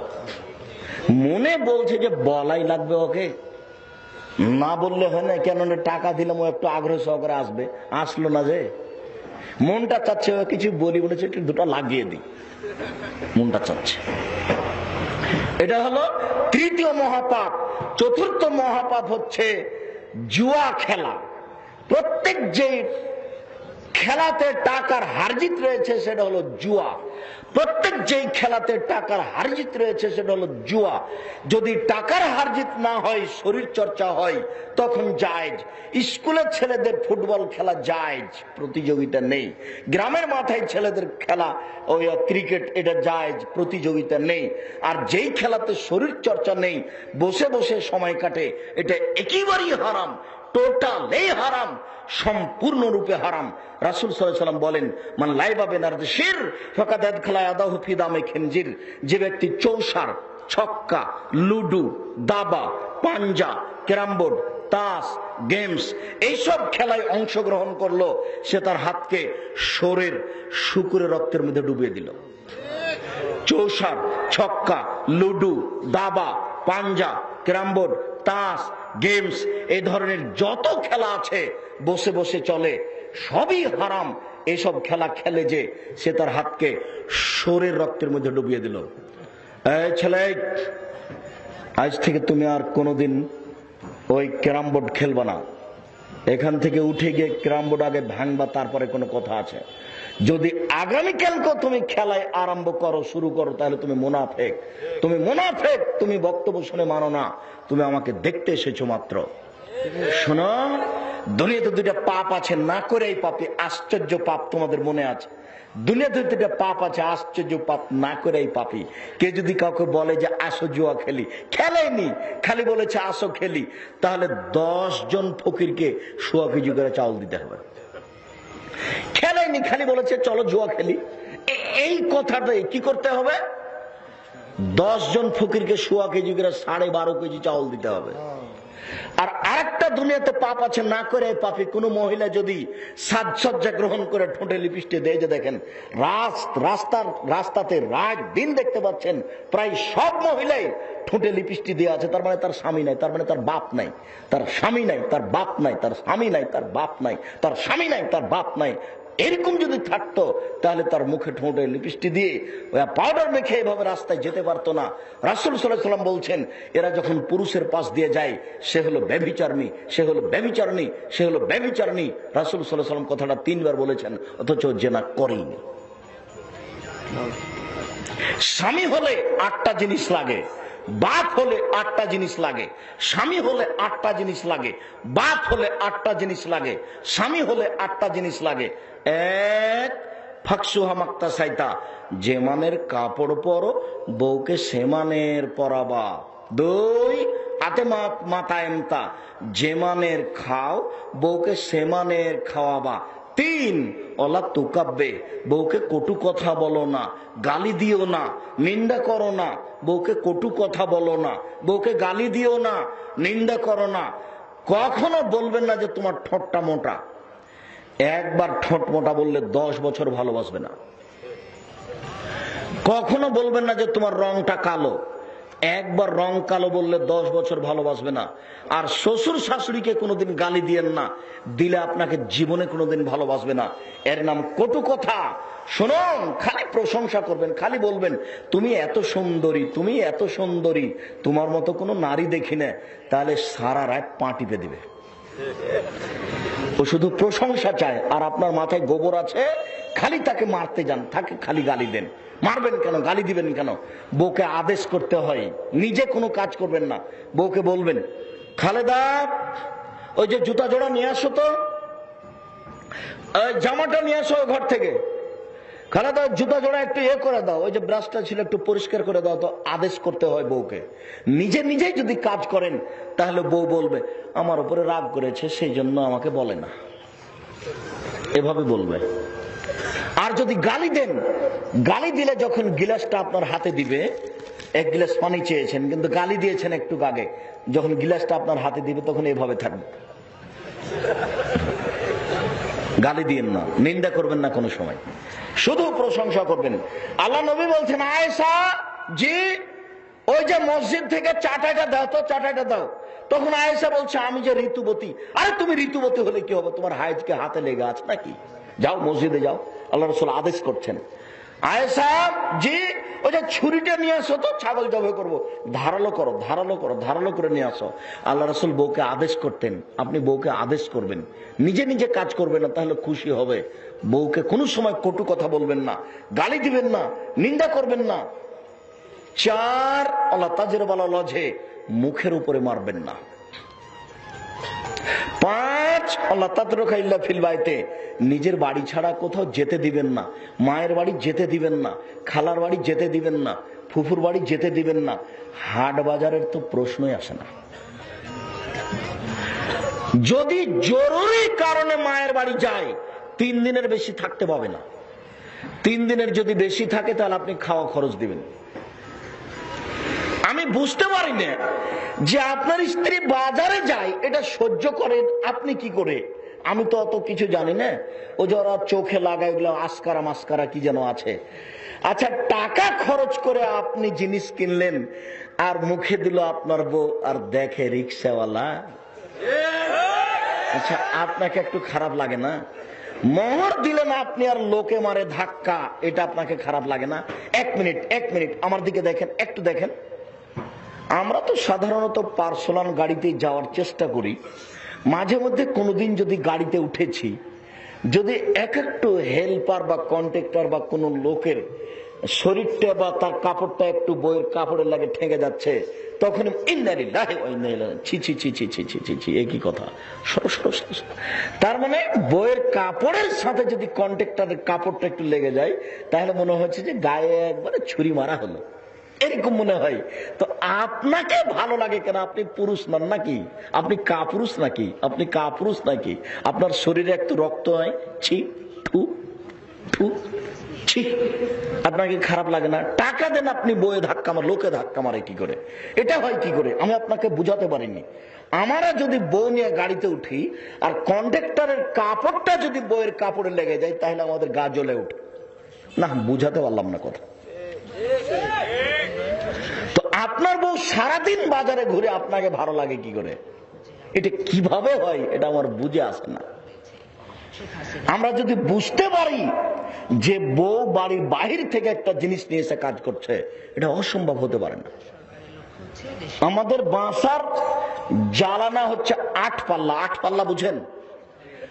মানে নিচে 4টা উপরে 4টা, একটা না নয়। তো নিচের পাল্লা যদি খোলা থাকে তাহলে বউ ভিতরে স্বাভাবিকভাবে ঢুকবে না।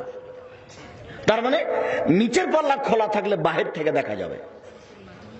বুঝাতে পারলাম না কথা? নিচের পাল্লা যদি ঘরের খোলা থাকে তাহলে বউ স্বাভাবিকভাবে ঘরে ঢুকবে না, মাঠে যেভাবে থাকে সেইভাবে ঢুকবে। আর আপনার বাড়িকে আমরা মনে করি এটা যাযাবরের বাড়ি, ট্রেন স্টেশন। আপনাদের বাড়ি হচ্ছে আমাদের কাছে ট্রেন স্টেশন, ফাঁকা জায়গা। এখানে আপনাদের বউ ছেলে মেয়ে কিভাবে থাকে আমি বুঝতে পারি না। রাসূলের আদেশটা একটু পালন করেন। বিবাহের বাড়ি বউকে পাঠাবেন না কখনো। দাওয়াত দিয়েছে আপনার বিয়ে, সেটা ভিন্ন কথা, আপনি যাবেন, আপনার ছেলে যাবে। বউ যাবে কেন? কাপুরুষ বউ কেন যাবে বিবাহের বাড়িতে? বউ যদি বিবাহের বাড়িতে যায় তাহলে তার স্বামীর সংখ্যা বেশি হয়ে যাবে। জীবনে কোনোদিন বউকে বিবাহের বাড়িতে পাঠাবেন না। আপনি যাবেন, দাওয়াত দিয়েছে আপনি যান, নাহলে আপনার ছেলে যাবে। 5, 6 আনফেকালা তলেক। তুমি উপার্জন করে তোমার ছেলে মেয়ে বউকে খাওয়াও। বউ কেন উপার্জন করবে? তুমি উপার্জন করো। বাপ ছেলে মেয়েকে উপার্জন করে পড়াবে, বাপের জমিদারি দিয়ে পড়াক, না হলে ব্যবসা করে ছেলে মেয়েকে পড়াক, নইলে মানুষের বাড়িতে কাজ করে ছেলে মেয়েকে পড়াক, নইলে ভিক্ষা করে পড়াবে। মেয়ে কেন গেল গার্মেন্টসে? শেষ পর্যন্ত বাপ মেয়েকে কি করে খাওয়াবে পড়াবে? ভিক্ষা করে। মেয়ে বাইরে যেতে পারে না। যতদিন পর্যন্ত বাপ কাজ করে খেতে পারে ততদিন ছেলে পড়াশোনা করবে, ছেলে ভিক্ষা করবে না। ভিক্ষা কে করবে? বাপ করবে। মেয়ে ভিক্ষা করতে যাবে না, বাপ ভিক্ষা করবে। আল্লাহর নবী বলছেন 6 আনফিকালা ইয়ালিক মিন তালিক, তুমি তোমার পরিবারকে উপার্জন করে খাওয়াও। 7 ওয়ালা তারফা আসাকা আদাবান মিন আহলিক, পরিবার থেকে লাঠি উঠিয়ে নিও না। যেখানে আদর আছে সেখানে লাঠি আছে, যেখানে আদর আছে সেখানে লাঠি আছে। দুঃখিত, আমি কিছু বলতে পারছি না। পৃথিবীর সবচেয়ে ভদ্র মানুষ একটু আগে বললেন বউকে কটু কথা বলো না, ওই মানুষটাই ওই পবিত্র মুখে বলছেন বউকে লাঠি দিয়ে ঠিক করো। আদর যেখানে আছে লাঠি সেখানে আছে। 1 মিনিট একটু দেখুন, আল্লাহ রাসূল বলছেন মুরু আওলাদাকুম বিসসালাতি ওয়া আবনাউ সাবঈ সিনিনা, তোমরা তোমাদের ছেলে মেয়েকে সালাত আদায় করতে বলো যখন তার বয়স 7 বছর। আব্বু তোমার বয়স 7 বছর হয়েছে, আব্বু সালাত আদায় করো। আম্মু তোমার বয়স 8 বছর হয়েছে, আম্মু সালাত আদায় করো। আহমাদ তোমার বয়স 9 বছর হয়েছে, আব্বু সালাত আদায় করো। 10 আহমদ সালাত আদায় করেছ? জি না। দাঁত ভেঙে দেবো একবারে, যা তোর পিঠের চামড়া তুলে দেবো। 10 বছর বয়সের ছেলে নামাজ পড়ে না, তার বাপ বেঁচে আছে, কথা ঠিক নয়। 10 বছর বয়সের ছেলে নামাজ পড়ে না, তার বাপ বেঁচে আছে, কথা ঠিক নয়। আমি কাপুরুষকে বাপ বলি না, আমি কাপুরুষকে বাপ বলি না। ও কাপুরুষকে বাপ বলাতেই তো পরিবার ধ্বংস হয়েছে। আপনার কারণে পরিবারটা নষ্ট হয়েছে। আপনাকে বাপ বলতে আমাকে খুব খারাপ লাগে। আল্লাহ রাসূল বলছেন যে 10 বছরের ছেলেকে পিটিয়ে সালাত আদায় করাতে হবে, সালাত আদায় করে না। যেখানে লাঠি আছে সেখানে আদর আছে, যেখানে লাঠি আছে সেখানে আদর আছে। 8 ছেলে মেয়েকে আল্লাহর ভয় দেখাও। আব্বু মিথ্যা কথা বলো না আব্বু। ছি ছি ছি ছি আম্মু, এই পোশাকে বাজার গেছো কেন? এটা যাওয়া হবে না আব্বু, এটা জাহান্নাম। দেখেন 8। 1, যেমানের খাচ্ছ বউকে সেমানের খাওয়াও। 2, যেমানের পড়ছো বউকে সেমানের পড়াও। 3, বউকে কটু কথা বলো না। 4, বউয়ের মুখের উপরে মারো না। 5, বউকে নিজের বাড়ি ছাড়া কোথাও যেতে দিও না। 6, বউকে উপার্জন করে খাওয়াও। 7, প্রয়োজনে লাঠি দিয়ে ঠিক করো। 8, আল্লাহর ভয় দেখো। আমি অনুবাদক, আমার 19-20 করার কোনো পথ নেই। 1450 বছর পূর্বে মোহাম্মদ সাল্লাল্লাহু আলাইহি ওয়াসাল্লাম কথা বলেছেন, আপনাকে আমি অনুবাদ করে শোনালাম মাত্র। রাসূল সাল্লাল্লাহু আলাইহি ওয়াসাল্লাম বলেন পৃথিবীর দ্বিতীয় মহাপাপ হচ্ছে পিতামাতার অবাধ্য চলা। শুনুন, একজন সাহাবী এসে বলছেন, আল্লাহ রাসূল, বাপ মা আমাদের কাছে কি পায়? বাপ মার আমরা কি করতে পারি? তখন আল্লাহ রাসূল বলছেন, বলো কি? আরে হুমা জান্নাতুকা নারকা, তারা দুইজন তোমার জাহান্নাম, তারা দুইজন তোমার জান্নাত। ওরাই তোমার জাহান্নাম, ওরাই তোমার জান্নাত। বাপমা তোমার জাহান্নাম, বাপমা তোমার জান্নাত। একটা লোক এসে বলছে, আল্লাহ রাসূল, আমি তো যুদ্ধে যেতে চাচ্ছি, তা আপনার কাছে পরামর্শ নিতে এসেছি। তখন আল্লাহ রাসূল বলছেন, তোমার মা আছে? তোমার মা আছে? জি, আমার মা আছে। তখন আল্লাহ রাসূল বলছেন, আল জিমহা, মাকে চেপে ধরো, মাকে গ্রহণ করো। ফাইনাল জান্নাতাইন রিজলেহা, জান্নাত মায়ের পায়ের পাশে, জান্নাত মায়ের পায়ের পাশে, জান্নাত মায়ের পায়ের পাশে। মা গালি দিলেও রাগ করা যাবে না, মা যদি জুলুম করে তবুও রাগ করা যাবে না। মাকে মূল্যায়ন করাই জান্নাত। তাই দ্বিতীয় মহাপাপ পিতামাতার অবাধ্য চলা। তৃতীয় মহাপাপ মিথ্যা সাক্ষী দেওয়া। আবু হুরায়রা রাদিয়াল্লাহু তাআলা আনহু বলেন, রাসূল সাল্লাল্লাহু আলাইহি সাল্লাম বলেছেন, 7টা ধ্বংসাত্মক জিনিস থেকে তোমরা বেঁচে থাকো, করলেই জাহান্নাম হবে। 1, আশিরকু বিল্লাহ, আল্লাহর সাথে শিরক করো না, পরিণাম জাহান্নাম। 2, অসিহর, জাদু করো না, জাদুর পরিণাম জাহান্নাম। 3, কাতলুন নাফসে, মানুষকে অন্যায় হত্যা করো না, পরিণাম জাহান্নাম। 4, আকলুর রিবা, সুদ খায়ো না, পরিণাম জাহান্নাম।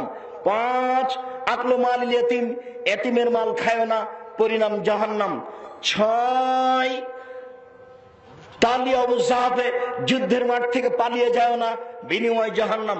7, কাজফুল মুহসানাতিল মুমিনাত, ভালো মানুষ সতী সাধ্বী নারীর উপরে অপবাদ লাগায় না। যদি ভালো মানুষের উপরে অপবাদ লাগাও তাহলে বিনিময় হবে জাহান্নাম। সাবধান, এগুলি থেকে বেঁচে থাকো। মুআয রাদিয়াল্লাহু তাআলা আনহু বলেন, রাসূল সাল্লাল্লাহু আলাইহি সাল্লাম বললেন, লা তুশরিক বিল্লাহ ওয়া ইন কুতিলতা হুররিকতা, তোমাকে যদি জ্বালিয়ে দেওয়া হয়, তোমাকে যদি হত্যা করা হয়, তবু তুমি শিরক করো না। বাচ্চা কাঁদছে কাঁদছে, মায়ে বলছে গলায় তাবিজ দে, শাশুড়ি বলছে গলায় তাবিজ দে, চাচি বলছে গলায় তাবিজ দে, বাচ্চা কাঁদছে, তখন আপনি বলবেন কাঁদতে কাঁদতে মরে যায়, তবু তাবিজ দেব না। মরে গেল শিরক হবে না। যদি শিরক হয় তাহলে বিনিময় হবে জাহান্নাম। এবার কয়েকটা শিরক। এই ছেলে, আর একজনের গায়ে হাত দিও না, রেডি হও, তোমার কাছে আমি আসছি জরুরি ভাবে। তোমার সাথে আমার আজকে গুরুত্বপূর্ণ কথা আছে। তোমার জন্মদিবস শিরক কিভাবে হয় আমি তা আজকে দেখাবো। তুমি কেন বললে যে আব্দুর রাজ্জাক সাহেব কে বড় ক্ষতিগ্রস্ত বইয়ে একটা শিরকের সিরিয়াল দিয়েছে, তবে এগুলো আমি শিরক মনে করছি না, তুমি এই কথা কেন বললে? আমি তোমার কাছে চলে এসেছি, যত শেষের দিকে যাব তত গুরুত্বপূর্ণ কথা হবে। তুমি এক খেলে চেয়ে থাকো, আমার দিকে দেখো। রাসূলুল্লাহ সাল্লাল্লাহু আলাইহি ওয়াসাল্লাম বেয়াদে হালকা, আল্লাহর নবী একটা মানুষের হাতে বালা দেখলেন, বালা, তামার বালা। আল্লাহ রাসূল বললেন মা হাজি, এটা কি? তখন লোকটি বলছে হাজি মিনাল ওয়াহেনা, আল্লাহ রাসূল আমি অসুস্থ মানুষ তো এই জন্য বালাটা ব্যবহার করি। তখন আল্লাহ রাসূল বলছেন ইনজিহা, বালাটা খুলে ফেলো, লা তাজিদুকা ইল্লা ওয়াহানান, বালাটা তোমার অসুস্থতাকেই বেশি করবে, দুর্বলতাকেই বেশি করবে। ওয়ালা মুতাওয়াইহা আলাইকুম আফলাতা ইয়াউমাল কিয়ামা, বালা যদি হাতে থেকে যায় আর তুমি যদি মারা যাও তাহলে জাহান্নাম হবে। তামার বালা আছে, পরিণাম জাহান্নাম। রাবার জাতীয় বালা আছে, বিনিময় জাহান্নাম। অষ্টাধাতুর আংটি আছে, পরিণাম জাহান্নাম।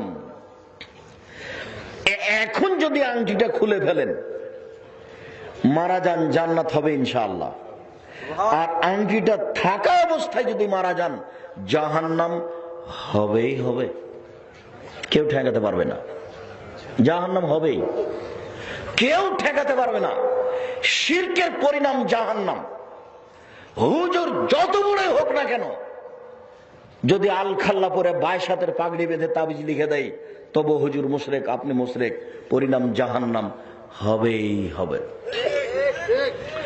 আব্দুল্লাহ ইবনে মাসউদ রাদিয়াল্লাহু তাআলা আনহু বলেন, রাসূল সাল্লাল্লাহু আলাইহি সাল্লাম বলেছেন ইন্নার রুকা ওয়াত তামাইমা ওয়ালা শিরকুন, নিশ্চয় ঝাড়ফুঁক করা শিরক।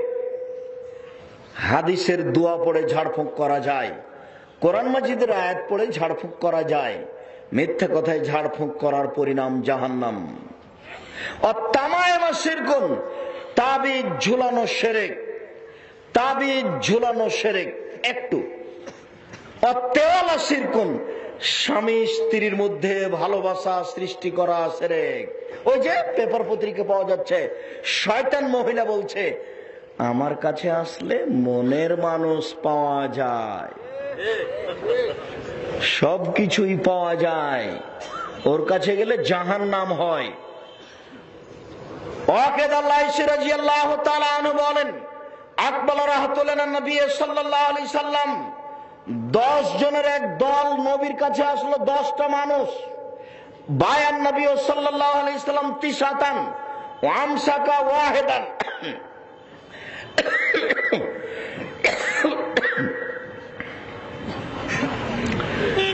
আল্লাহর নবী 9 জনের সাথে বায়াত করলেন, একজনকে ছেড়ে দিলেন। সাহাবীগণ বললেন বায়াতা তিসাতান ওয়া আমসাকতা ওয়াহিদ, 9 জনের সাথে বায়াত করলেন, একজনকে ছেড়ে দিলেন কেন? আল্লাহ রাসূল বললেন ইন্না আলাইহি তামিমা, ওর গলায় তাবিজ আছে, এই জন্য আমি তার সাথে বায়াত করলাম না। ফাদখালা ইয়াদাহু ফাকাতাহা, লোকটা হাত গলায় দিয়ে তাবিজটা ছিঁড়ে ফেললো। ফাবায়াহুন নবী সাল্লাল্লাহু আলাইহি সাল্লাম, আল্লাহ রাসূল তার সাথে বায়াত করলেন। আপনাকে বলছি, এই ছেলে তোমাকে বলছি, আজ থেকে যে বাড়িতে যাবা, যাকে দেখতে পাবা, তার গলায় কোমরে তাবিজ আছে, বাহুতে তাবিজ আছে, তুমি আগে বলবা ছিঁড়ে ফেলো, দরকার হলে আপনি ছিঁড়ে ফেলবেন, কেটে ফেলবেন। কোন জায়গাতে যাবেন, সেই বাড়িতে সেই বাচ্চার গলায় তাবিজ আছে, আপনি কিছু বলবেন না, এই মুনাফিকি করবেন না। এই জিম্মেদারি আপনার কাছে দিয়ে গেলাম। আল্লাহর নবী তার সাথে বায়াত করলেন না তাবিজ থাকার কারণে। মান তাআল্লাকা তামিম ফাকাদ আশরাকা, কেউ যদি তাবিজ ঝুলায় তাহলে শিরক করলো। দেখি এবার আমি তোমার কাছে আসি, এদিকে শোনো। আব্দুল্লাহ ইবনে মাসউদ রাদিয়াল্লাহু তাআলা আনহু বলেন দাখালান নবী সাল্লাল্লাহু আলাইহি সাল্লাম মক্কাতা ওয়া হাওলাল বাইতে সিত্তুনা সালাসুমিয়া নসব, আল্লাহর নবী যখন কাবা ঘরে ঢুকলেন তখন কাবা ঘরে 360টি মূর্তি ছিল। ফাজালা ইয়ানুতুহা, তিনি তার হাতে লাঠি দিয়ে মূর্তিগুলিকে ভাঙতে লাগলেন, মুখে বলতে লাগলেন জাল হক, এসেছে সত্য, অজাহাকাল বাতিল, চলে গেছে মিথ্যে, ইন্নাল বাতিলা, নিশ্চয় মিথ্যে, কানাজাহুকা, চিরদিন মিথ্যে। এই বলে সব মূর্তিগুলি ভেঙে চৌচির করে দিলেন। মূর্তি আজকে আপনার বাড়িতে, এদিকে দেখেন এই ছেলে, তোমার বাপ একটা পট কিনেছে, পট তোমার ভাইয়ের পায়খানার জন্য, সেইটা হলো ঘোড়া। তোমাদের এই পটটা আমাদের বাড়িতে 3 ঘন্টা রাখার সুযোগ নেই। 1 মিনিটও থাকবে না। তোমার মা প্লেট কিনেছে, প্লেট, সে প্লেটে আছে চিংড়ি মাছ। প্লেটটাতে কি দেওয়া আছে? ছবি, চিংড়ি মাছ। রাতে যদি প্লেটগুলি না ভেঙে সও তাহলে তুমি মুনাফেক। বাড়িতে গিয়ে সবগুলি প্লেট ভাঙবে, তারপরে কোনো কথা। তোমার ছোট ভাইয়ের পায়খানা করা পটটা আগে বাড়িতে গিয়ে ভাঙবে, তারপরে কোনো কথা। তোমার মা একটা তরকারি রাখা বাটি নিয়ে এসেছে, বাটি, সেটা হলো রুই মাছ। তোমার বাপ একটা আয়না কিনেছে, সেটা হলো ডলফিন মাছ। তোমাদের বাড়িতে চতুর্দিকে টিন লাগানো আছে, উপরে সব টিনে আছে গরু। লেবার মিস্ত্রি লাগাবেন, মসজিদের সভাপতি সাহেব শোনেন, 3-4টা লেবার লাগাবেন কালকে। আলকাতরা বুঝেন? আলকাতরা, আলকাতরা সব গরুর মুখে লাগাবেন। আপনার বাড়ি থেকে লেবার মিস্ত্রি লাগাবেন, কোন জায়গাতে যেন ছবি গরু যেন দেখতে না পাওয়া যায়, সব মুখ বন্ধ করবেন। আপনাকে আমি বুঝাতে অক্ষম, কি দিয়ে বুঝাই? আল্লাহ নবী কাবা ঘরে ঢুকলেন না, মূর্তি ছিল, সেই জন্য আপনার বাড়িতে এই পটটা থাকে কি করে? আপনার বাড়িতে এই ডলফিন মাছওয়ালা আয়না থাকে কি করে? আপনার বাড়িতে প্লেট থাকে কি করে? এই ছেলে, তোমার মাকে বলছি, তোমার মা ভুল করেছে। যদি রাত পার হয়ে যায়, এই প্লেট থেকেই যায়, মা বেটা তোমরা মুনাফেক। বক্তব্য শুনতে আসনি, বক্তব্য মানতে আসনি, শুধু দেখতে এসেছো। দেখো ছবিকে মূল্যায়ন করো না, দেখো মূর্তিকে মূল্যায়ন করো না, দেখো ছবিকে মূল্যায়ন করো না, দেখো মূর্তিকে মূল্যায়ন করো না। মুসলমানের রক্তের সাথে মিশে আছে মূর্তি ভাঙা নীতি, মুসলমানের গোশতের সাথে মিশে আছে মূর্তি ভাঙা নীতি, মুসলমানের রক্তের সাথে মিশে আছে মূর্তি ভাঙা নীতি, মুসলমানের গোশতের সাথে মিশে আছে মূর্তি ভাঙা নীতি। তুমি মুনাফেক, তুমি মুনাফেক, তুমি মুনাফেক। তুমি একটা অশিক্ষিত কাপুরুষ সন্তান, তুমি ঘৃণিত সন্তান। তোমার বাপ মারা গেছে, তোমার বাপের ছবিটা সুন্দর করে বেঁধে বাড়িতে রাখলে কি করে? কাপুরুষ রাখলে কেন তুমি? তোমার কাছে কে বিদ্যা বুদ্ধি আছে? তোমার বাপের একটা 5 ফুট সাইজের ছবি আছে হজ করা, তোমার বাপের কবর দিয়ে এসে বাড়িতে ঢুকে আগে ছবিটা টুকরো টুকরো করে ছিঁড়বা, তারপরে কবরের পাশে গিয়ে হাত তুলে দোয়া করবা। জরুরি এটা। অ্যালবামে যত ছবি মূর্তি আছে, বাড়িতে যত ছবি মূর্তি আছে, সকাল পার হয় না যেন।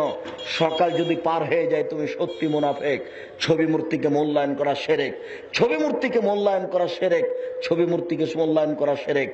এইবার তোমার কাছে আরো ঘনিয়ে গেলাম, একটু শোনেন। ওয়াকেদ আল-লাইসি রাদিয়াল্লাহু তাআলা আনহু বলেন, খারাজান নবী সাল্লাল্লাহু আলাইহি সাল্লাম ইলা হুনাইন। আল্লাহর নবী হুনাইন যুদ্ধে গেলেন। হুনাইন যুদ্ধে যাওয়ার সময়তে মাররা বিশাজারাতিন লিল মুশরিকিনা, মুশরিকদের একটা গাছের পাশ দিয়ে যাচ্ছিলেন। এবার তোমার জন্মদিবস শিরক কিনা তোমাকে দেখাচ্ছে। এই ছেলে, রেডি হও, আমার দিকে দেখো। ঘুমাচ্ছ কেন? পাশে ঘুমাচ্ছে মুরব্বী, উঠাও তাকে। রেডি হন, আমার দিকে লক্ষ্য করেন। তোমার জন্মদিবস শিরক কিনা আমি তোমাকে দেখাচ্ছি। বুখারী মুসলিমের হাদিস। আল্লাহর নবী যাচ্ছিলেন মুশরিকদের একটা গাছের পাশ দিয়ে। মুশরিকদের গাছ, গাছ ইয়াল্লিকুনা আসলিহাতাহুম আলাইহা, তারা তাদের যুদ্ধাস্ত্রকে গাছের সাথে লুকিয়ে ঝুলিয়ে রাখতো আর মনে করতো যে একটা সুবিধা আছে। দারুল উলুম দেওবন্দে একটা ডালিম গাছ ছিল। মাওলানা হুসাইন আহমদ মাদানী ওই ডালিম গাছের নিচে বুখারী পড়াতেন। পরবর্তী মুহাদ্দিসগণ যতদিন পর্যন্ত ডালিম গাছটা ছিল, সে ডালিম গাছের নিচে একদিন বুখারী পড়াতেন। এটা শিরক। ডালিম গাছের নিচে কি থাকলো, ওখানে উনি পড়াতে যাবেন কেন? কেন বরকত নিতে যাবেন? এই বরকতের নাম শিরক। ওটা হিন্দুদের গাছ, ওরা ওখানে তরবারি ঝুলিয়ে রাখতো, ওরা ওটাকে ভালো মনে করত। এখন সাহাবীগণ আল্লাহর নবীকে বলছেন, ওয়ায়ুকাল আল্লাহ জাত আনওয়াত, ওই গাছটার নাম ছিল জাত আনওয়াত, ওই গাছটার নাম ছিল জাত আনওয়াত, ওই গাছটার নাম ছিল জাত আনোয়াত। তখন সাহাবীগণ বলছেন, আমাদের জন্য একটা জাত আনোয়াত বানিয়ে দেন, ওদের জন্য যেমন জাত আনোয়াত আছে আমাদের জন্য একটা বানিয়ে দেন, ওদের জন্য যেমন জাত আনোয়াত আছে। তখন আল্লাহ রাসূল বললেন, সুবহানাল্লাহ, ছি ছি ছি ছি ছি ছি ছি ছি ছি ছি ছি, এটা কথা হলো? এরকম কথা তো মুসা সম্প্রদায় বলেছে, ছি ছি ছি ছি ছি, এটা এরকম কথা তো মুসার সম্প্রদায় বলেছে।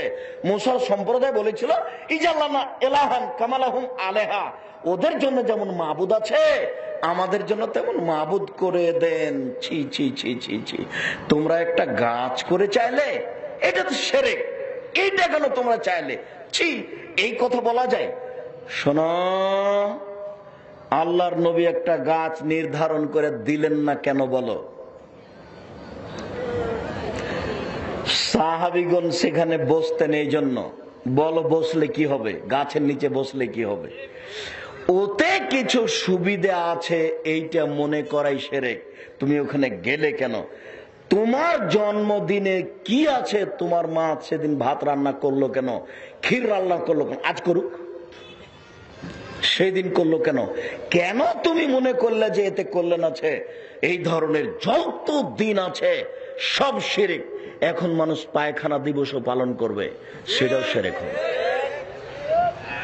তখন মানুষ আর শিরক থেকে বাঁচতে পারবে না। এদেশের মাটি শিরকে পরিপূর্ণ হয়ে আছে। আল্লাহ রাসূল বললেন, কোন মানুষকে যদি তার কর্ম ফিরিয়ে দেয়, 3 তলা থেকে নেমেছে নিচে, দেখছে কর্মে পকেটে কলম নেই, ছি ছি ছি ছি, ফিরে যাব না, ফিরে যাব না, ফিরে যাওয়া ভালো নয়। মানুষকে যদি তার কর্ম ফিরাতে না পারে, ভুল পথে নিয়ে যায়, তাহলে এটা শিরক। বলছে, কার যে মুখ দেখে আসলাম, কোন মহিলার, আজকে কোনো কাজ হলো না, এটা হলো শিরক। লা আদাওয়া, শেষ হাদিস, লা আদাওয়া ওলা তেয়ারা ওলা হামা ওলা গুলা, শরীয়তে কোনো সংক্রামক ব্যাধি নেই। এখানে ছোঁয়াচে রোগ হয়েছে তাই তাকে হবে, এইটা মনে করা শিরক। আপনি যদি বলেন যে ছোঁয়াচে রোগ ওর কারণে হলো, তো ওকে কেন হলো? বুঝাতে পারিনি। ছোঁয়াচে রোগ আছে, ডাক্তার বলেন, এই কথাটা শিরক। এদেশের মাটিতে অসংখ্য শিরক আছে, আমি তালিকা দিলাম না, আপনি কে বড় ক্ষতিগ্রস্ত বই থেকে তালিকা নিয়ে নেবেন। ছোঁয়াচে রোগ ধারণা করা শিরক। মানুষ মারা গেলে তার আত্মা 40 দিন বাড়িতে আসে, এই ধারণা করা শিরক। ভূত বলে, প্যারত বলে কোনো জিনিস কিছু নেই। পেঁচা পাখি ডাকলে ক্ষতি হবে, এই ধারণা করা শিরক। কাক ডাকলে কুটুম্ব আসতে পারে, এই ধারণা করা শিরক। হাত থেকে গিলাস পড়ে গেলে কেউ আসতে পারে, এই ধারণা করা শিরক। অসংখ্য শিরক রয়েছে দেশের মাটিতে। শিরক থেকে বেঁচে থাকুন, আল্লাহ আপনাদের তৌফিক দান করুক, আল্লাহুম্মা আমিন। আপনাদের বসে থাকা দেখে আমি খুবই খুশি। আপনাদের সাথে আমার জরুরি যেটা কথা, আমার জীবনে আপনাদের সাথে আমি সামনে কিছু রেখে যেতে চাই। তার সবচেয়ে যেটা বড় জিনিস রেখে যেতে চাচ্ছি, সেটা হলো প্রতিষ্ঠান জামিয়া সালাফিয়া রূপগঞ্জ নারায়ণগঞ্জ ঢাকা, জামিয়া সালাফিয়া ডাঙ্গিপাড়া পবা রাজশাহী। 2 প্রতিষ্ঠানে আপাতত বেতন লাগে 8,40,000। আপাতত বেতন লাগে প্রতি মাসে 8,40,000। প্রায় 1 লক্ষ টাকা এতিমের পিছনে লাগে। 1,15,000 টাকা মাসিকাল ইতেসাম পত্রিকায় লাগে। আপনারা বাংলা ভাষায় একটা পত্রিকা নেবেন, মাসিকাল ইতেসাম। একটা পত্রিকা নিয়ে ওই ঠিকানাতে বলে দিবেন যে আমার নামে 12 মাস পাঠাও। আপনাকে আমি আন্তরিকভাবে এই কথা বলতে এসেছি, আপনি এটা মূল্যায়ন করবেন। আর বাংলা ভাষায় বুখারীর ব্যাখ্যা সর্বপ্রথম ছোট ছেলে আব্দুল্লাহ বিন আব্দুর রাজ্জাক, আরবি উর্দু ফার্সি ভাষায় এ যাবৎ এত উন্নত মানের বুখারীর ব্যাখ্যা বের হয়নি। তার প্রথম খণ্ড বইয়ের নাম মিন্নাতুল বারি, শারহুল বুখারী। বুখারীর ব্যাখ্যা মিন্নাতুল বারি, 200-250 টাকা বড় কথা নয়। আমি চাচ্ছি পৃথিবীর প্রত্যেকটা বাঙালি এই বুখারীর ব্যাখ্যায় বই পড়ুক। প্রথম খণ্ড বের হয়েছে, বইয়ের নাম মিন্নাতুল বারি। বাচ্চা মদিনা বিশ্ববিদ্যালয়ে পড়ে, আপনাদের কাছে দোয়া চেয়েছে। আমার তখন থেকে একটা আল্লাহর কাছে আশা ছিল যে আল্লাহ তুমি এই ছেলেগুলোকে যদি ইমাম বুখারী, আহমদ ইবনে তাইমিয়া বানাও তাহলে তো তোমার রহমতের অভাব হবে না, তুমি এদেরকে এটাই করাও। মাসিক আল ইতেসাম পত্রিকা 20 টাকা মূল্য, কেউ রেখে যাবেন না, সবাই নিয়ে যাবেন, যোগাযোগের জন্য আপনার কাছে নিয়ে আসি। আমার জীবনের সব কথা লেখা আছে উপদেশ বইয়ে। আর যেগুলি বই আছে, বাচ্চার একটা বই আছে আমরা হাদিস মানতে বাধ্য, ওরা বলেছে সুন্নাত মানতে হবে হাদিস নয়, এ কথা ঠিক নয়, আমরা হাদিস মানতে বাধ্য। সকল দিনই ভাই বোনকে স্টেজে সমস্ত বইগুলি সংগ্রহ করার অনুরোধ রেখে বিশেষভাবে মাসিক আল ইতেসাম, বিশেষভাবে তাওজিহুল কোরআন তাফসির, আমার জীবনে যেটা সবচেয়ে গুরুত্বপূর্ণ বই তাওজিহুল কোরআন তাফসির।